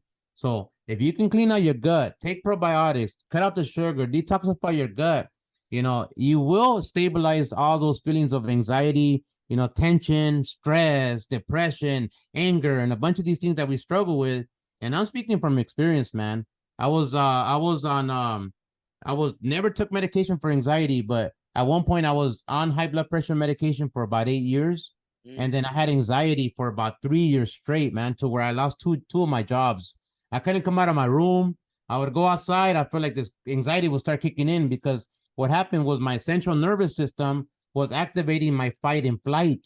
All right. Because my gut, I was telling you, I wasn't going to the bathroom for 2 or 3 days at a time. I'm sure I had no beneficial bacteria in my gut. I know for a fact that I had an overgrowth of candida. Once I started working on my gut, getting more probiotics into my gut, taking care of my gut, healing my gut in general, I noticed that my mind started settling down. Once I did that, brother, I haven't had another anxiety attack ever since then. And that's the God honest truth, man. Wow. Right? To this day, I haven't had another anxiety attack because I never let myself get to that point anymore. I don't think I would ever let myself get to that point anymore because now I know what I got to do for myself. I know how my body works. I know what I got to do. I know what makes my body happy, what to eat, what not to eat. And I think we all should, get to that point where we know that about ourselves. We know what helps us. We know what's hurting us. Like it said about the blood type, that has a lot to do with it. Once you learn what affects you, and if you really sit there and dig around and do the work, you can actually find out what's good for you and what's not. Once you do that, you know how to fix whatever issues you come across. I think that's where I'm at now. Am I perfect? No, I'm still doing that 80-20, and I do it intentionally because I don't want to be perfect in anything. I want to enjoy my life. I want to go out with my family, drink a couple of beers, have a little bit of ceviche. I don't indulge in no sugar whatsoever and things like that. But that's my thing, right? That's I like to do that with my brothers and family members and all that. Do I sit there and eat barbecue all day and all that? I don't. Do I take care of myself as much as I can? I do. I try it. We got these week warriors and weekend mess around type of people, right? I used to be one of those people. I would do okay on the week. I was working. I wouldn't eat too bad. Come the weekend, Friday, Saturday, and Sunday, it was over, bro. I would mess up and be like, I already screwed up. Why continue? But the more you can discipline yourself and continue and staying on top of it, reminding yourself, even if you fall off the horse, get right back on it, continue doing what you're doing, your body's going to thank you for it in the long run. Trust me, it really works and it really helps, man. Yeah, no, thank you. I'm sure a lot of people are going to get out of that. You know what I mean? So thank you for sharing. So, I mean, you have on your website, you have all the products that you sell, right? Or we do. Usually people go into the shop, or how do you usually like? If you're in LA, if you're in Los Angeles out here, local, at least in these counties, I got people coming from like 2 hours away. I got people coming from up north, up there in San Jose, Salinas, in those areas, just because there's hardly any of these type of companies around, And you can come into the store. We have a local store, herb shop, right in the city of Torrance. Anybody can come in. Right now, we're in the middle of opening up the new store, so we're only available 3 days out of the week: Thursday, Friday, Saturday. For now, I say maybe the middle of maybe the end of April, beginning of May or so, we should be in our store permanently. And then we'll be available 5 days a week. But for now, you can go to the website. The name of the company is called Aztlan Herbal Remedies. Just put .com at the end. AztlanHerbalRemedies.com. Look at the products that we have. We're ramping up our website and doing a whole bunch of things for the company, making things a lot easier to understand. The beautiful thing about it is that our website is set up and programmed by us. You don't have to know what's wrong with you to get a recommendation. I mean, as long as you know what's wrong with you, you can go into the search bar of our website, type in diabetes, high blood pressure, and this system or the website is going to give you whatever they recommend or whatever we recommend for those issues. We also have an automatic robot. We call him Herbal. That robot, you can talk to him and say, it's like me and my wife programming that, because my wife's also an herbalist. We programmed it to answer whatever question you want. Go talk to Herbal. If we're not available at the time, hey, Herbal, what's good for diabetes? But don't go in there and say, hey, my aunt or the neighbor down the street has this and that, and her cousin has that. Herbal's going to be like, sorry, I don't understand what you're talking about. Keep it simple with Herbal. Say, hey, what's good for diabetes? what's good for high blood pressure or whatever it is, and Herbal going to answer you. You can also talk to a live person on there, as long as it's, you know, through the regular hours, 9 to 5, you know, Monday through Saturday. Don't try to sit there, talk to us on midnight. We're asleep. You know what I mean? And you know, that system works really good. And like I said, you can come into the local store. You can come to the store, come talk to us. We're the ones that run the store. So yeah, you're gonna see me in there. You'll see my wife in there, and I have appointments for these body scans. People can book these appointments. They can reach out to our local number. And then they can call and say, hey, I want to book the body scan with Jose. I'm the one that does the body scans. So just know that I'm gonna take my time with you for about 30 minutes to talk to you, to explain things, you know, what's going on with diet, recommend a few things. You know, I'm not only an herbalist. I think people are looking at me as a therapist now. You know, I'm not a therapist. I'm an herbalist, but I tend to recommend a lot of good things, and I tell people how to go about their lives, you know, how to do this and what to do that, give them a lot of tips and tricks, and we're getting a lot of good results. We normally scan person the first time. It's $75. You get a scan, you know, we go through the whole process. You do what you got to do for the next 2 months, the things that we recommend. You come back in 2 months, you do your second body scan, and then you can start seeing the results on the screen. But I say way before that, weeks before that, you're going to start feeling better physically. I say, if you want to come back and do the second scan, you're going to see the proof for yourself, you know? And we get a lot of customers that come in and do this, and they follow the routine that we're recommending, and just like a miracle, things start working better for them. Why? Because they're no longer doing those things that they were doing before, you know? Yeah, absolutely. No, and then the scan does cost money, just so they don't go in there thinking it's like, yeah, you have to book your appointment. It's by appointment. I do have a schedule to keep with people, and you know, all that. So yeah, if you can just book it, there's plenty of spaces available. Thursday, Friday, Saturday. You want to come talk to me, by all means, let's go at it, man. You know, I'll definitely guide you. I have a passion for it. I love doing what we do, and I love educating people and teaching them. What I love the most is when people come back in a couple of weeks later for their second round or do their second scan, and they're walking in there thinner with more energy, their guts feeling better, their minds feeling better, all that brain fog and their memory starting to get sharper. That's because they're putting in the work. You know, if you put in the work, your body will thank you for it, man. no, absolutely. No, and even when I went in, I told you I was having this pain, and imagine, like, I had gone to the doctor, they did x-rays, and you know, like, this doctor, like, he wasn't telling me the same, just like, oh, these pills, and like, I had gone in again because the pills, you know, to me, and I guess I hurt his feelings because I was like, I don't want no band-aid. I Like, fired my doctor. no, I was telling him, like, hey, I don't want a band-aid. Like, I already took the pills. Like, I need to fix this situation. You know what I mean? I don't care. Like, well, in my head, it was like, I don't care if I need surgery or whatever. Just tell me what the hell it is, because the pills aren't fixing the pain or nothing like that. And then you told me something, and it made perfect sense. I started doing it, but at the same time, I've been really busy doing stuff. Sure. But I just watching, like, you told me, oh, watch these videos, and I watched them, and it looks like it makes perfect sense. You know what I mean? Absolutely, man. So hopefully, Muscle as muscle, right? Yeah, exactly, exactly. Stick to that, and they'll help you, brother.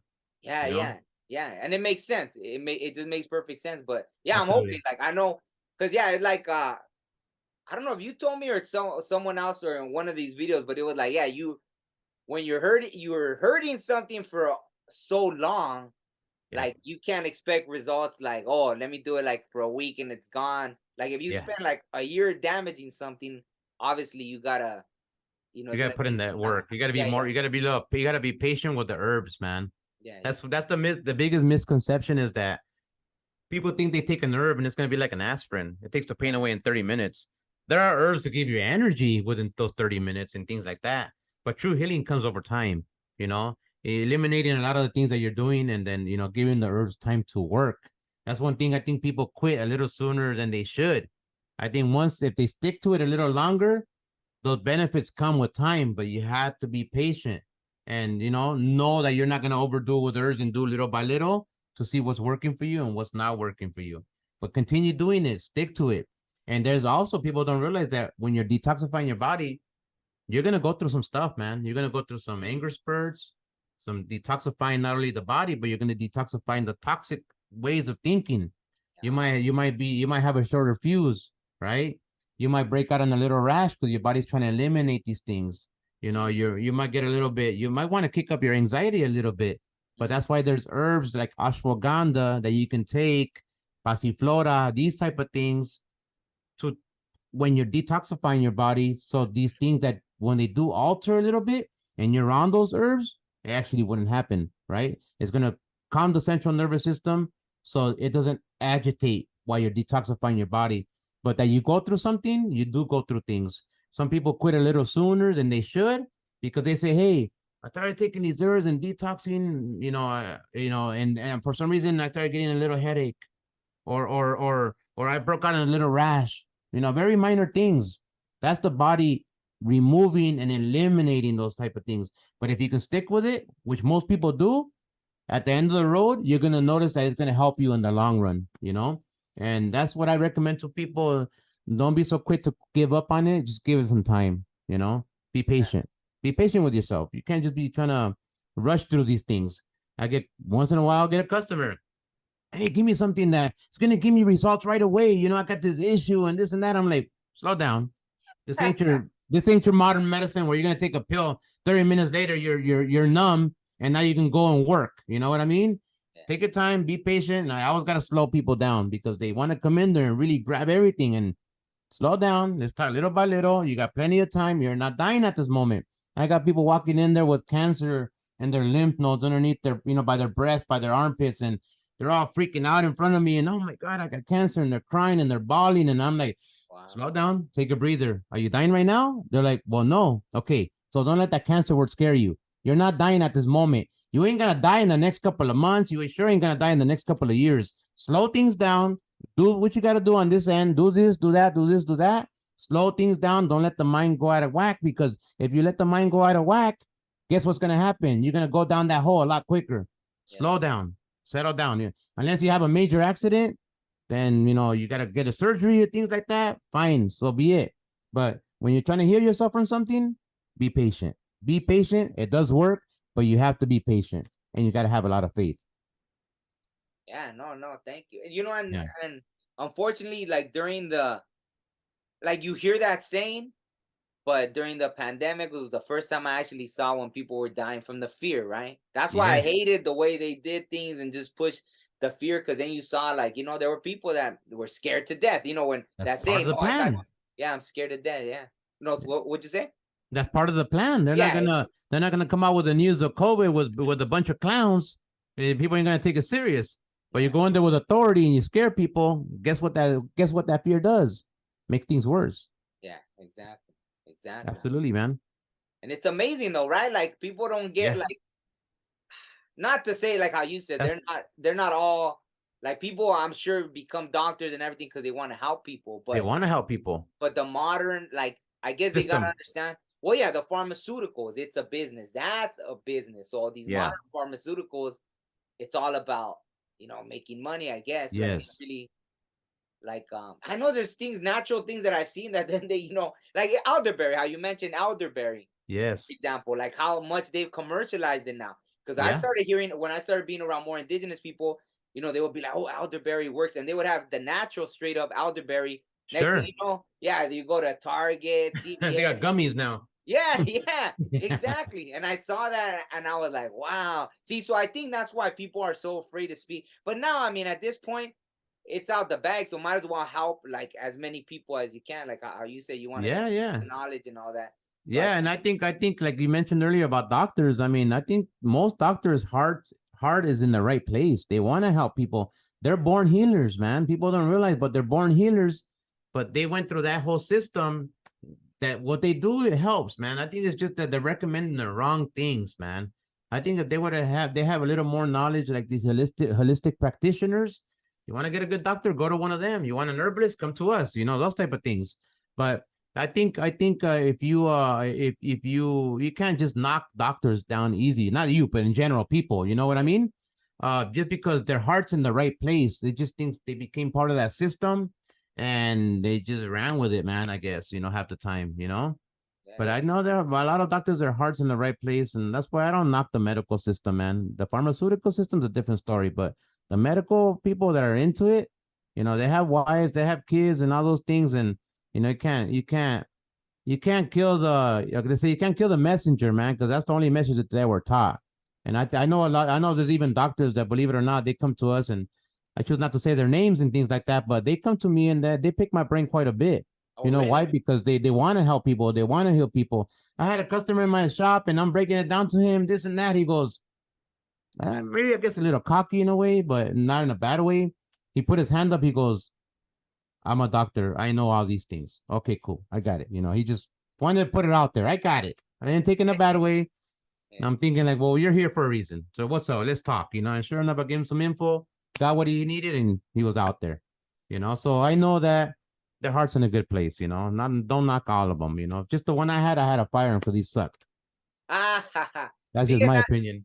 no, Yep. no. Well, that's what that's kind of what I faced with this doctor, right? Because I even told them. But see, it sounds like, I thought I was having like sciatic nerve problems, right? And Yeah. even him, he was like, that's not what it is. And like a friend had told me like that their dad, I guess he went to acupuncture, and after like 5 sessions, boom, he was good for like over a year and a half. And he could Yeah. before that he could barely walk. So I told them, the doctor, I told him that, hey, well, what about acupuncture? Man, he went like on a whole 10-minute thing about why acupuncture is not good and this and that. I was like, oh my! I'm in my head. I'm just saying, just don't say nothing because he's gonna go longer. Just shut up. Just that's hard for me to do. Like if I Yeah. put someone's like, but I was just like, all right, let me just shut up, bite my tongue. Once he finished, I was like, well, have you ever taken acupuncture? Like he's all, oh no. So in my head, it's like, okay, how do you say all this stuff, or it doesn't really work, but you've never even done it. You know Yeah. what I mean? So even that, Yeah. like, so that I was just like, but everything I was saying. And a friend told me too that they went to pool therapy. That pool therapy helped them. Boom. So I'm like, hey, what about this pool therapy? Well, in another 10 minutes, I'm like, dude, I'm gonna strangle this guy. But he Hey, was I had the old. same thing. That's why I Yeah, did what I had to do. I never went back. I said, man, I ain't coming back to you, man. You ain't helping me. I walked out of his office, man. Screw you later. yeah, You yeah. know? But see that, like, he was older. So see, at some point, see, just like it reminded me when you said the guy how he lifted it and oh, I'm a doctor, and they kind of get that attitude because he did tell me that at one point. Oh well, you can't just tell a doctor. He said something like I was like, oh, Yeah. dude, like, They don't know it all.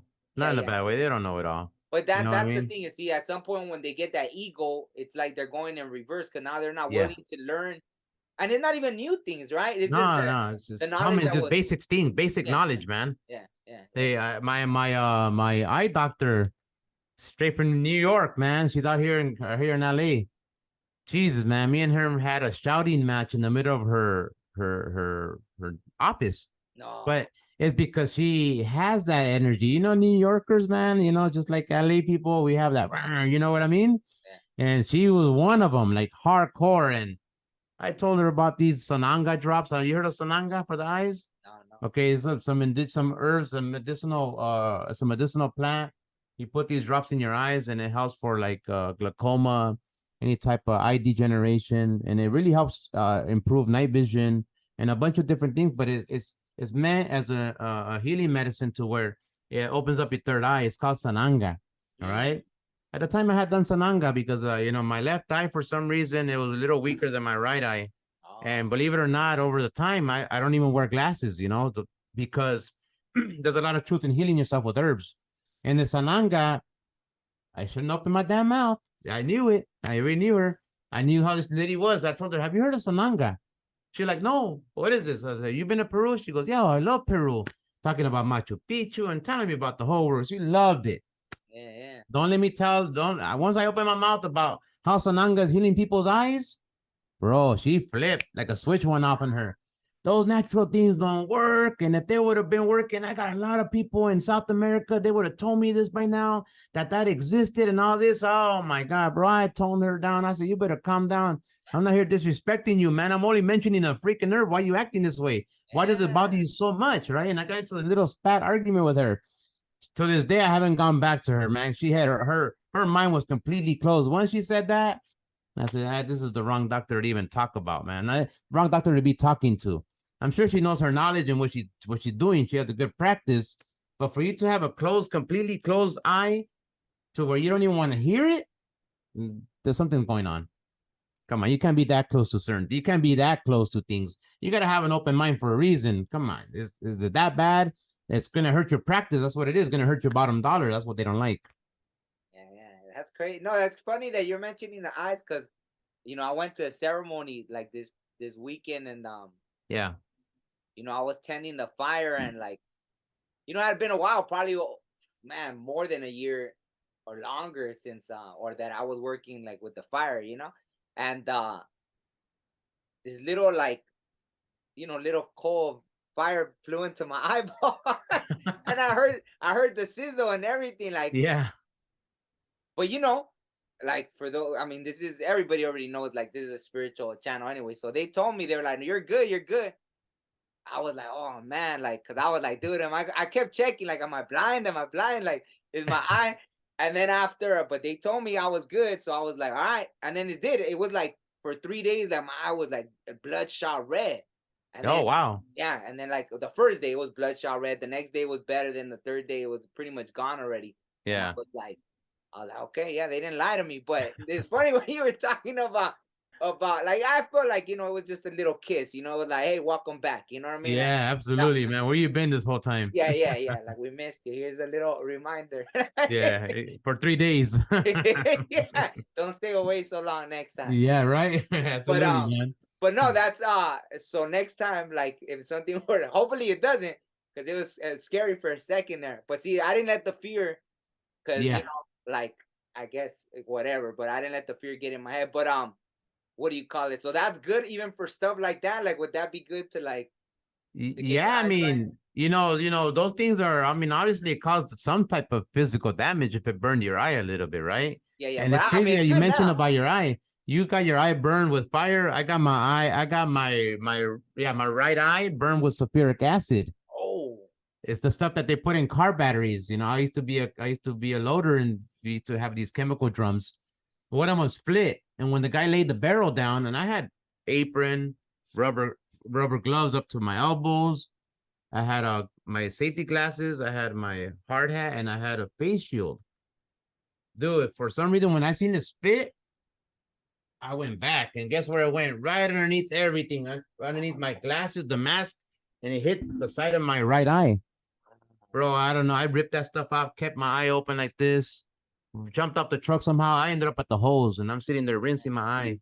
Ended up going to one of these emergency clinics. The guy sat there, washed my eye. He had to numb my eye because it was burning really bad. He sat there and washed my eye. Dude, but for a couple of days, just like you mentioned, I was waking up and my eye was shut from all the discharge that it was, the things that, the dead tissues and things that were coming out of my eye. yeah. I was like, man, I'm gonna lose my eye. I'm gonna go blind. I thought I seen blurry. Like I don't know what to think, man. So this is way before the herbs came into my life. Oh, Way yeah. before. I think at the time, if I would have had this thing that we saw, it's called colloidal silver. I don't know if you ever heard of colloidal Yeah, silver. I've heard of it, but I've never Okay, taken. I've those heard a things lot are, about that. Like a lot of yeah, people were pushing that, so it's actually good. I never looked into it's it. really good. It's an antiviral, antibacterial, anti-inflammatory, and it helps heal the skin, Mm, tissue in general. If you would have had that, you could have sprayed your eye, and you probably would have had faster results. If I would have had mine, I'm sure I would have had better results. You know what I mean? It's yeah. really good for eye infections, nose infection, sinus infection, ear infection, tooth infection, throat infection, any type of digestive issues. If you have like food poisoning, I wouldn't sit there and drink it every day just because it can kill off a lot of the good stuff and bad. Oh wow. But I would have definitely used it. If I were to get food poisoning, I would use it for that, for a 1 day thing or whatever. But it's very good, fighting sunburn and a bunch of different things for the skin. Future reference, get yourself a little bottle of colloidal silver and have it around, man. That thing was really good for a bunch of different things. Look So into it. does it? No, for sure. Thank you. So Mhm. does it actually have silver in it? Why is it called? It does. Oh, it Yeah, it is. does. So Wow. imagine distilled water has no minerals in it whatsoever because it's made with distilled water. Mm. It's just like dead H2O, you know what I mean? Nothing in it. So imagine getting electricity and putting silver rods into this water. My ionic particles of the silver get suspended in the water, right? And Wow. now that water becomes a silver solution, a silver water, which is called colloidal silver. Mm. So wherever you put it, it's very good for antiviral. It is said to kill off a bunch of different pathogens and bacteria and a bunch of different things. And there's a lot of truth to this stuff. You know, during the whole COVID Yeah. scare and all that, and in China, it started in China. There was an article that I read when in the very beginning, because since I used to make colloidal silver, I've been making it for over like I think about 10 years now. Wow. That was one of the first things I heard about and I read about and I started using myself personally. Mm. So when the weeks of this whole COVID scare, um, China came out with an article that they were using these robots in these hospitals that were shooting fog, these fog machines. So I started reading the article and such on the article and kind of find out they were putting colloidal silver into the fog machines, Wow. spraying all these hospitals, you know, sanitizing everything. I went to go look for the article later on to show somebody. It was gone. It was gone, bro. It must have been up for like a day. I just got lucky. So me, I've already known about this stuff. I started promoting colloidal silver for everybody. Man, my colloidal silvers went up, you know, I'm not saying like super crazy, but compared to what I was selling before, everybody started looking into the whole colloidal silver. And then they slowed me down. And the sales, I just heard crickets. Yeah, the whole algorithm, the whole Google ads and all these things. For some reason, all of a sudden, you cannot sell colloidal silver online anymore. What? Yeah, bro. So I started selling it to local people, educating them, teaching them. It was really difficult to sell on social media, and they would slow down my profile. So I said, you know what? I'm not gonna do that because then I won't be able to touch anybody with even with the herbs. Yeah. So after a while, things got relaxed, and now you can promote it and pay to promote, but you know you can still public it on social media, but you have to be very careful because algorithms are pretty scary nowadays, man. This whole AI now Man, starting to become pretty crazy, bro. So you know, just know that they're suppressing these things for a specific reason. You know what I mean? 100%. No, that's where I realized like you know, I had some old videos like from my music. I don't know if I mentioned like because I did music for like I don't know, Oh, maybe really? like I didn't know that. Okay, yeah, cool. for a long time, right? And I had these songs that I don't even think I mentioned. Did I mention it or because you know I don't know if you remember the protest like Standing Rock and all that. Yeah, of Yeah, course, yeah. yeah. So I was up there and everything. So I made some songs about that, and I think I had little footage of it, or I don't know what, right? But they even flagged those. Those videos were already up for like 5 years ago. So the AI went back and censored those videos, so they age restricted them, dude. Even that Nicki Minaj WAP song isn't age restricted. I remember I checked it because I was like, no way, they age restricted. My song doesn't have one bad word.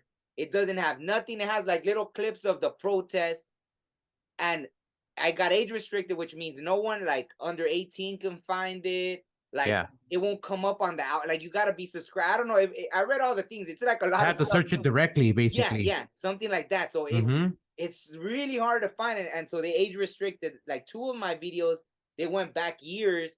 You know, no bad words, no nothing. But you see these things like WAP, like the song WAP, no age Yeah. restriction. Something even worse, no age restriction. Man, Yeah, this so it was yeah, crazy. yeah. So it had to be like, damn, the AI is that sophisticated that, well, I guess it's scanning all the images, it's scanning all any word, like it's Yeah, looking crazy. for things to ding, specific phrases and specific words and things like that.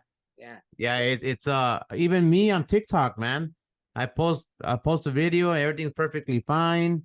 They're talking about herbs, you know. I gotta stay away from like showing off my capsules and things like that because they don't like any of the supplements and the herbs, right?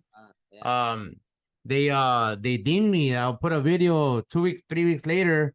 I'll get a warning. What the heck? Warning for what? You know, I don't. I look at my videos and the ones I posted recently, and they're not being tagged right for guideline rules, right?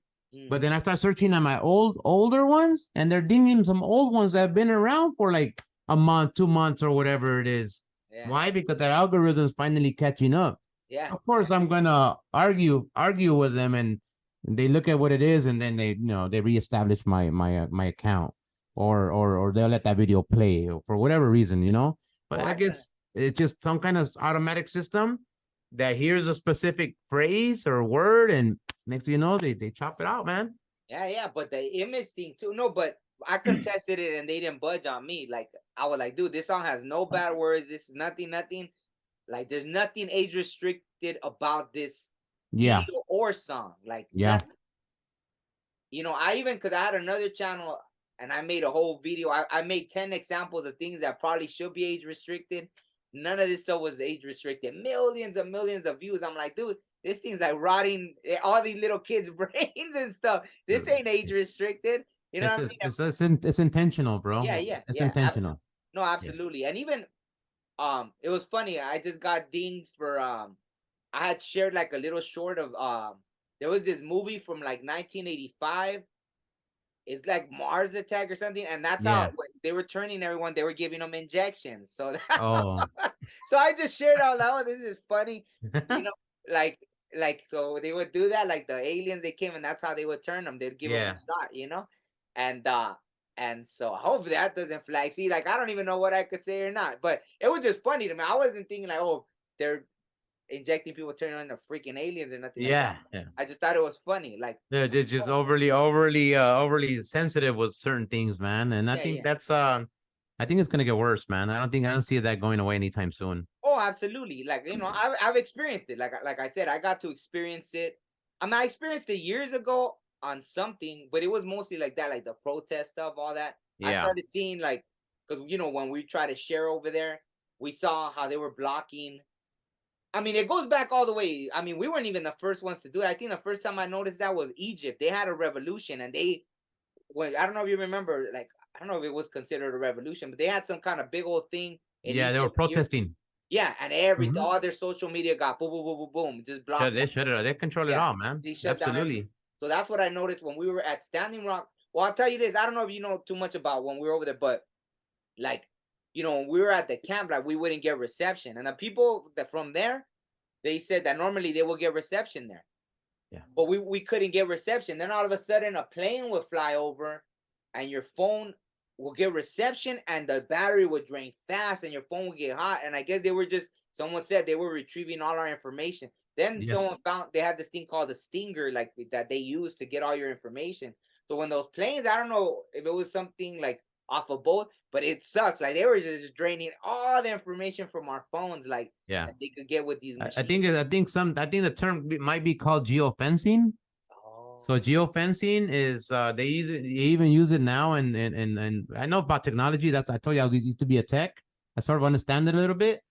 And Geo Fencing is a system that, say you walk into, I don't know, 24-hour fitness, right, to go work out, right? You're a new customer, you want to go in there, and maybe you don't come back. Maybe you say, okay, maybe it's too pricey or whatever. You choose not to come back. Geo Fencing will market to you for the next 30 days, 24-hour fitness commercials. Whenever you're on your phone, whatever it is, a lot of the major outlets and malls and big stores, Home Depot, and all these other big companies, they all have Geo Fencing when you come inside the facilities. So that has something to do with how they can push information to your phone and they can bring information out of your phone. And I think that's something that you might have experienced there, something like that.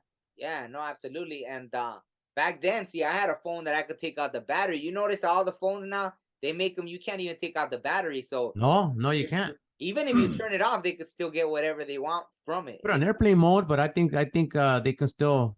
No, yeah, it doesn't matter. They can still as long as your battery's in there, they can remote turn it on. So that's why, like now, none of the phones, they don't have removable batteries. Back then, at least I would see that and take off my damn battery. And either that, or you're gonna make your phone case made out of lead. Yeah, you know, they say things can't penetrate through lead, right? You know. Oh yeah, I didn't even know that. Yeah. Yeah, things can't penetrate through lead. So I have a grow room that I grow microgreens in here at home, right? And that grow room is maybe the size of maybe 10 by 10. I had to leave my cell phone out of that grow room because I have nothing but foil all over on the inside of the grow room that reflects the grow lights, right? But then whenever I go into that grow room and I close the door, just to, for whatever reason, the signal's completely gone out of my cell phone. I had to leave the cell phone out of the grow room in order for that signal to come in. It's the funniest thing. I can't be in there doing a live, hey, check out my microgreens because there won't be no signal. So it's like, it's worthless. Yeah, no, that's the funniest thing, man. I was like, okay, so I guess this stuff does work. So maybe you start putting foil all over your walls or something. I don't know. Yeah. Block the EMF, right? Yeah. Oh no, for sure. That you know, someone even mentioned that to me because in my room, you know, I had like 2 laptops, a tablet, my phone, and they're like, "Oh, you know the EMF thing," EMF. and sure enough, I started just having like one laptop, you know, and then Sure. turn off everything and all that. Because you know, when you're asleep, you're supposed to be recovering, and Yes. if you're not, all this EMF is still going on, and so I would feel like even that sometimes I'd be achy and stuff, and I was like, Or sleep disruption. yeah, That's a big thing. Concentration issues, skin issues. People don't realize, but some people have skin issues because of the EMF can be strong. The Wi-Fi signals, our electric meters now they're wireless, right? So they're always shooting a pulse of EMF like constantly all day. So this meter guy comes once a month to be able to read your meter. You know what I mean? So it's sitting there blasting you all day. There's a lot of things that you can buy to reduce the EMF. Some, you know, me personally, I don't do it as much anymore, but I used to maybe a little bit when I was more into it. uh, I would even shut off my Wi-Fi at night, man. Just unplug the oh wow, Wi-Fi. Unplug the Wi-Fi. What are you using Wi-Fi at night for? Right? If you feel like you're having sleep disruption, get your cell phone. Don't even leave it next to your bed. You know, you can put it in another part of the room, charge it somewhere else. I personally turn off my ringer. I don't like to be disturbed at night after a certain time. yeah. And if you can start removing those type of electronics and maybe not even, you know, these screens that we watch right before bed disrupts the blue light disrupts our sleep. There's a lot of things that you can do for yourself to get better quality sleep, to reduce the exposure to this EMF that's you know that's hurting people. You know, Yeah, even certain absolutely. light bulbs and things like that, and a whole bunch of different things, man. Yeah, absolutely. So is there there's really no substitute for that, right? Like it's just staying away from it. Like there's no herbs or nothing that actually help. Because what is EMF? It's not like something that stays It's in not a your body. radiation or nothing. What I would well, you know, I guess in theory, seaweeds and marine algae are good for radiation. Mm, So if I guess if it helps radiation, I guess there could be some type of you know, connection there. I haven't done any real deep research on that, and that's maybe something I could maybe research if you brought it up, and it makes a lot of sense. mm. Maybe doing some deeper research on that. But I mean, there's companies out there that sell a lot of EMF devices now, things that you can put on your cell phone. Obsidian, you can put like things like this. You know what I mean? That help absorb these type of things. Crystals, you know, those type of things that are people really getting into. I think there's a lot of truth to those type of things, man. So Yeah. maybe you can go down that rabbit hole and see what you can dig up. You know, I'm sure there's a lot of people out there that might have this knowledge that are watching us now. They Yeah. can definitely comment, right? Comment on your comments and throw it out there, you know. Yeah. But No. by all means, put the knowledge out there for the people. No. One of my guests, Mina, she has you know, I think she sounds like she even has like so she even did it in a creative way. She has these paintings that have, I guess it's called shungite or something, and Oh yeah, Shug Knight. that's good for the EMF. So That's you know, right. even that you could have a beautiful That's painting. I couldn't remember that name. That's Yeah, yeah. right. So she did it with like this beautiful painting, and then you could have the shungite. It has like shungite in it, and I guess you know it's good for the EMF. I haven't gotten it. Mhm. I need to get some then, just because. But I mean, just cutting it off, it helped me definitely. Yeah, So I that was, does help, man. You know, yeah, there's a lot of truth to that stuff, man. yeah. Grounding. One of the Ah, biggest ways to remove the EMF out of your body, just remember it is grounding yourself. ah, So at one point when I really got into this whole grounding, I want to say 10 years ago, I learned about this grounding. I think later on, I made a video on YouTube somewhere. It's lost out in the YouTube world somewhere. I don't even know if I have access to it no more, but I made the screen. So like I told you, I was a tech, right? I'm a yeah. tech by trade. So I put the screen on our bed and I put a sheet over it, right? And then I ran a ground cable all the way out, put it right into a ground rod into the dirt, and me and my wife were sleeping on it. But this freaking screen kept poking out the little metal spikes, right? So Oh, you're getting poked at night, like, getting poked, right? So I yeah. did more research and I started really getting into it, where I found a conductive material. Mm, It's a fabric that has silver thread in it, mm, and that material you can wash it, you can use it over and over. It's a fabric that I made a blanket out of, a sheet out of, right? ah, Then I attached my ground cable to that, and I was sleeping a lot more comfortable, and I was actually grounding while I was sleeping. You can also take off your shoes, go out in nature, you know, look into these grounding sheets now. They have companies that make them now. You can find these grounding sheets, you plug it into the ground connection of your plug. You don't plug it into the power or the hot, neutral or hot. You plug it into you're gonna shock yourself, right? But it won't happen. It has fuses that gonna diffuse it and all that. So you put it right into the ground connector of your outlet, and then you're able to ground yourself while you're sleeping. So that's something else that you might want to consider for those people that are watching. Look into conductive sheets or grounding sheets, and maybe you can put one on your bed and start grounding at night and see how that helps you for your sleep. But I know one thing, I will tell you this, and my wife's proof of it. When we're using the sheet for a long time, I felt like I had less inflammation in my body at that time. I felt less of disruptions of sleep. I slept better. I woke up better. And why I got away from it? Because over the years, just got away from anything. We get away from these type of things, right? So maybe that's something in the future I might consider doing now. I mean, redoing it again. I mean, I wouldn't make anymore, but I'll probably buy something. They're not the cheapest, but you know, they serve a purpose. So they have fabric that now are conductive fabrics that you can sleep very comfortable on instead of having this metal sheet or the screen poking you at night. Yeah. Right? Yeah, no, absolutely. No, I know there was a whole documentary about it. I saw a clip of it. And no, it's funny because I think damn, what was it? I think last night was one of the first nights I slept. I ordered one of those sheets that you're talking about. Oh, good. Yeah, but I didn't want to interrupt you for anyone that doesn't know about it. I was like, all right, cool. So you could explain it. You probably explain it better. There you go, bro. So I was right on point with it, right? Yeah, no, well, because when I was having pains, like a friend sent me that, they were like, oh, and I was like, what the hell? So I try to make one myself. Yeah. But I don't think I made it right because, well, I don't know, because I didn't sleep comfortable. I tried it for 2 nights. I didn't sleep comfortable. So I was like, why? Why would it be like that? Because I put a rod outside, everything, I did it, but then I just ended up ordering a rod that they already have. Yeah. Sheet, and I did sleep good. Yeah. So, if you're gonna use the ground on your plug, get yourself the little testers that you plug into the wall. You know, it has like it's like a little green, a little yellow tester, and it just has the 3 prongs. Yeah. Plug it into your receptacle and make sure your receptacle is grounded. So a lot of people's homes, and especially if you have older homes, a lot of those things are not grounded. So just make sure you double check. Yeah. No, I just did it to the outside. Yeah, you run a wire and all that. Yeah. Yeah. I ran like a copper wire, put a thing in the ground, and then I got like this. I guess the guy had seen he used like a metal tape, or it was like foil tape or something like that. Yeah, I know exactly what you're talking about. Yes. Yeah.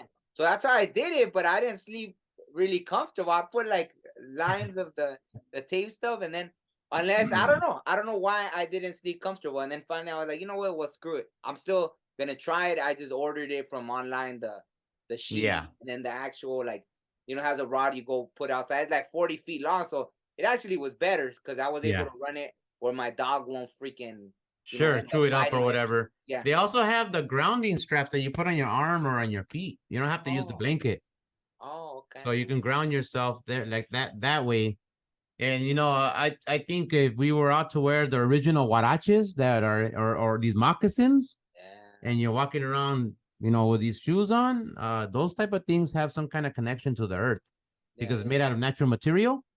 So you can buy those type of things and maybe use them in your daily life to be able to walk around and ground yourself as you're walking.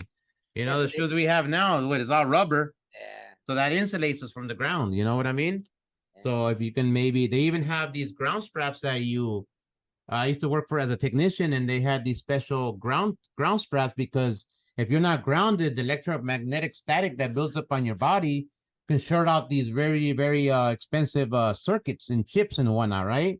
So we had to put these straps on our ankle, and it would go around the shoe. It would go around the shoe, a strap here at the ankle, and then you would tuck in part of the strap underneath your sock, and it's touching your skin. And that strap is a conductive strap. So when you're walking around everywhere with these ground straps, that company's floor is all grounded. So whenever you touch something, you're not going to short it out. So we were always grounding when we were working there. Can I tell you if I felt better when I was working there? I never really thought about it back then because that was many years ago. I never paid attention. Maybe I had less inflammation when I was working, for all I know. You know? Yeah, no, that's crazy. A lot of different tricks you can do. Yeah, no, my dad had that, but I never knew. I never asked. I remember he came home once because he would take them off when he would get off of work. Yeah.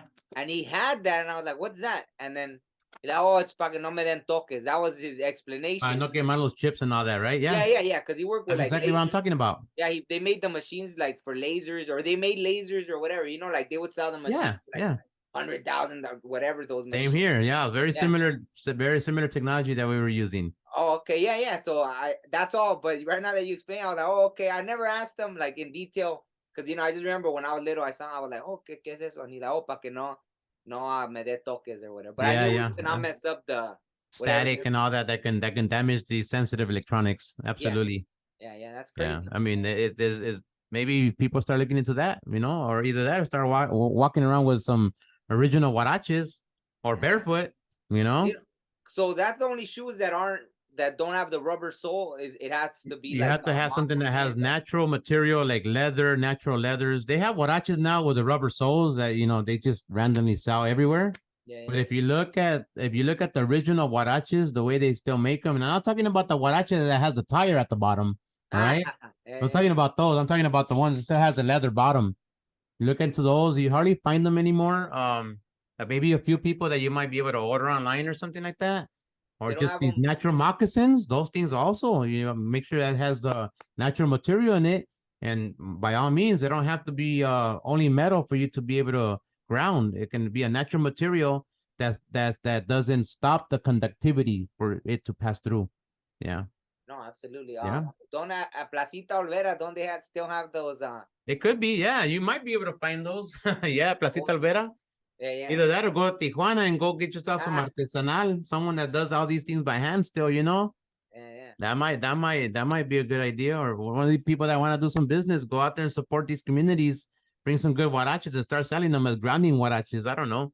That's funny. That's an idea. I might just do that. I shouldn't have even brought I wear size 9.5, 10. So let me know when you got them. For sure. All right. No, well, yeah, I don't want to keep you forever. I think there was a lot of information that sure. We can go for days, man. Absolutely. But yeah, I don't want you to leave without letting everybody know like what else you got going on. Like you said, I know you guys are remodeling the store, right? Or still? Yeah, we're in the middle of it now. I think not more than the middle. We're almost completed. Okay. Matter of fact, today was one of our last inspections. One of them. Oh, wow. We still got to go a little bit more, but I say another month or so, I should have the store in my hands to where now I can decorate it, do a bunch of different things that I want to do to it, make it look more indigenous, and just lay a good plan out there. So when people come into our store, they can, definitely see what we got going on. Just know that the stuff that we have, we put a lot of love into it. The products that we make them by hand. We make our capsules by hand. Matter of fact, I have an herbal detox here just so you can see. So we make capsules by hand. I don't know if you've seen that. Oh yeah, herbal. That's a herbal detox. It's a gut and colon cleanse. We make all those. We encapsulate those by hand, man. Our tinctures are made by hands. Our gels, our Irish moss gels are made by hands. We pack all the herbs by hand. So just know that we're putting a lot of love into it. Yeah. We're not skimping on the ingredients, the quality of things. I'm a person that's gonna put these things into my own personal family and friends and all that. And I want to get the best of the best just because I'm that type of person. I don't want to go and buy some cheap ingredients, just trying to make a quick buck and all that. I'd rather pay for something that's more expensive, that's going to provide a better quality product for people. Why? So they can get the results that they're looking for. Everything we do with great love. Just know that the herbs that you take, they're also blessed with the love that we put into them. And just know that what we do here is trying to bring back this indigenous knowledge to be able to, awaken people to the true medicine of the people. All right. No, thank you. Yeah, no, and even when I was there, the platform, I appreciate it. Absolutely, no, I appreciate you coming on, and even when I was there at your store, like I saw, there were like an elderly woman, right, and then some younger, like after I think another older woman came in with like her daughter, and there was a variety of people, and it was beautiful to see. I think someone was even there that said that they had pain before and after taking like herbs, like the I think he was diabetic or something, like that, I remember. Yeah. So even while I was there, I got to see that. Like, I'm always observing everything. So I was like, sure. That's good, man. I just, I think people say the same thing. They go, we like to come here because when we see people, we see it's busy. You're not gonna go somewhere where it's not busy. You know what I mean? We stay busy. Not only do we answer people's questions in person, people can reach out to us through our email info. It's info at aztlanherbalremedies.com. If you don't want to throw it in the comments through social media, you don't want to DM us through there, you can always email us whatever question you may have. You want a recommendation, you want to book an appointment for the body scan, email us at info at Aztlan Herbal Remedies. Myself and my wife are the ones that answer these questions. So just bear with us. Give us a day or so. Sometimes we do get very busy, but we'll get back to you. You know, regardless of what it is, we'll get back to you. And if we don't have the answer right there and then, I'll take it upon myself to do the research and find you the right answer, the best answer I can. Okay, we're not perfect by no means, but we're trying our best to be able to educate people and everything we can do to support everybody out there. And you know what we do, like I said, we do it with our heart, and we make sure that we put the best thing out and the best information, so we're not confusing people, and you know, teaching people and educating people, so then that way they can go plant seeds within their own friends and family members. And I notice that within every family, there's always one healer. There's always that one family member. You know, hey, mom, stop taking this, or hey, dad, start doing that. And there's always that one member in the family. For all you know, you're that person, or or the viewers might be that person. And just know, just keep pushing it. Don't worry about, you know, the comments. Sometimes people say, oh, it's not helping, or whatever it is, or whatever negative outlook they may have. Stick with it, because I also had a stubborn family and friends. And you know, back then when I was trying to say, hey, take these herbs before the whole COVID, people would look at me like, you know, with crickets, you know what I mean? With a blank stare. And I guess there's not a lot of truth coming out of that thing for them. But I think after the COVID came around and scared everybody to death, I think that's when people started waking up to this stuff, because I got friends saying, hey, what were you talking about, that herb? What was that colloidal silver you talked about when you're telling me about this? Now that people got scared a little bit, now they want to come and ask the right questions, which I appreciate it, you know, and now I know that people are starting to change. In the very beginning, sorry to say it, but my Latinos, Mexicanos, Hispanics, Chicanos, and all that, nobody was listening. My African American brothers and sisters, they're a little further ahead of the game when it comes down to the herbs for some reason or another. And they're the ones that were mainly my customers, and I appreciate them for that. But guess what happened? Over time and all these things happening, our gente started waking up. Now it's like 75% Latino, Hispanics, and the rest of different races. So I know that it's working, and I know our people are starting to finally wake up to this stuff. Absolutely. No, Yeah, no, man. Thank you all so Absolutely. much. I appreciate this. I appreciate you for having me.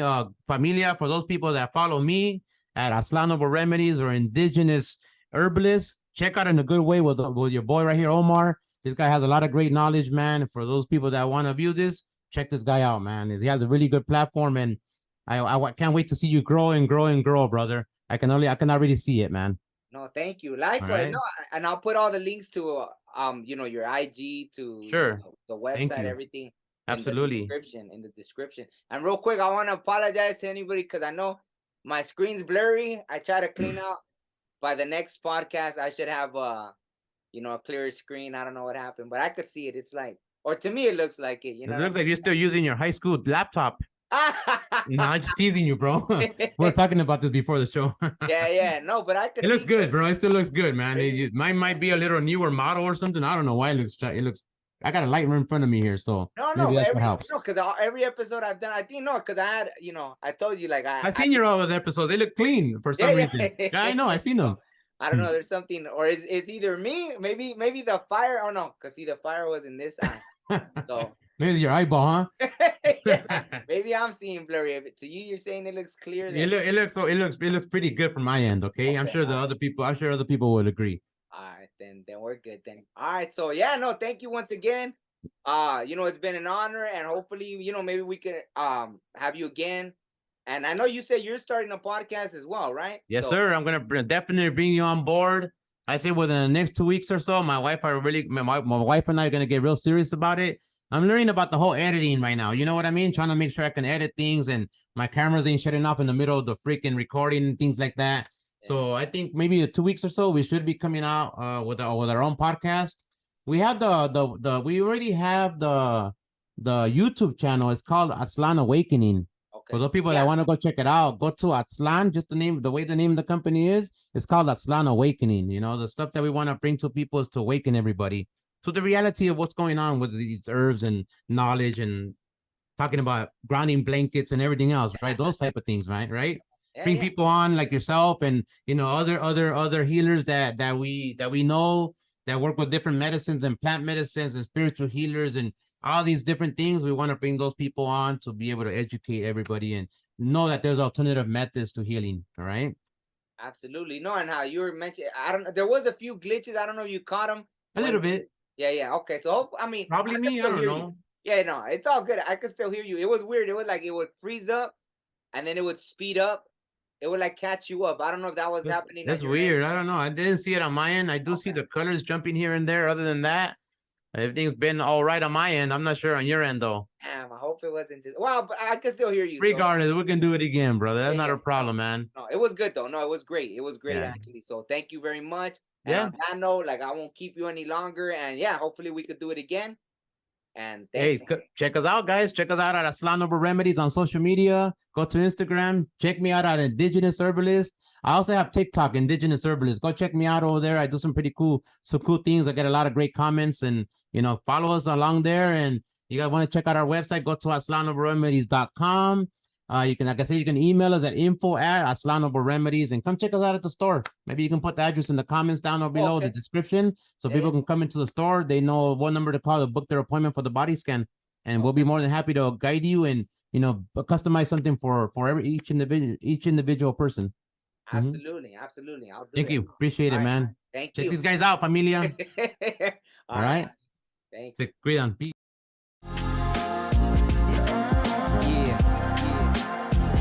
That's right. Yeah, sometimes you just feeling it, you know what I'm saying? You just feeling it.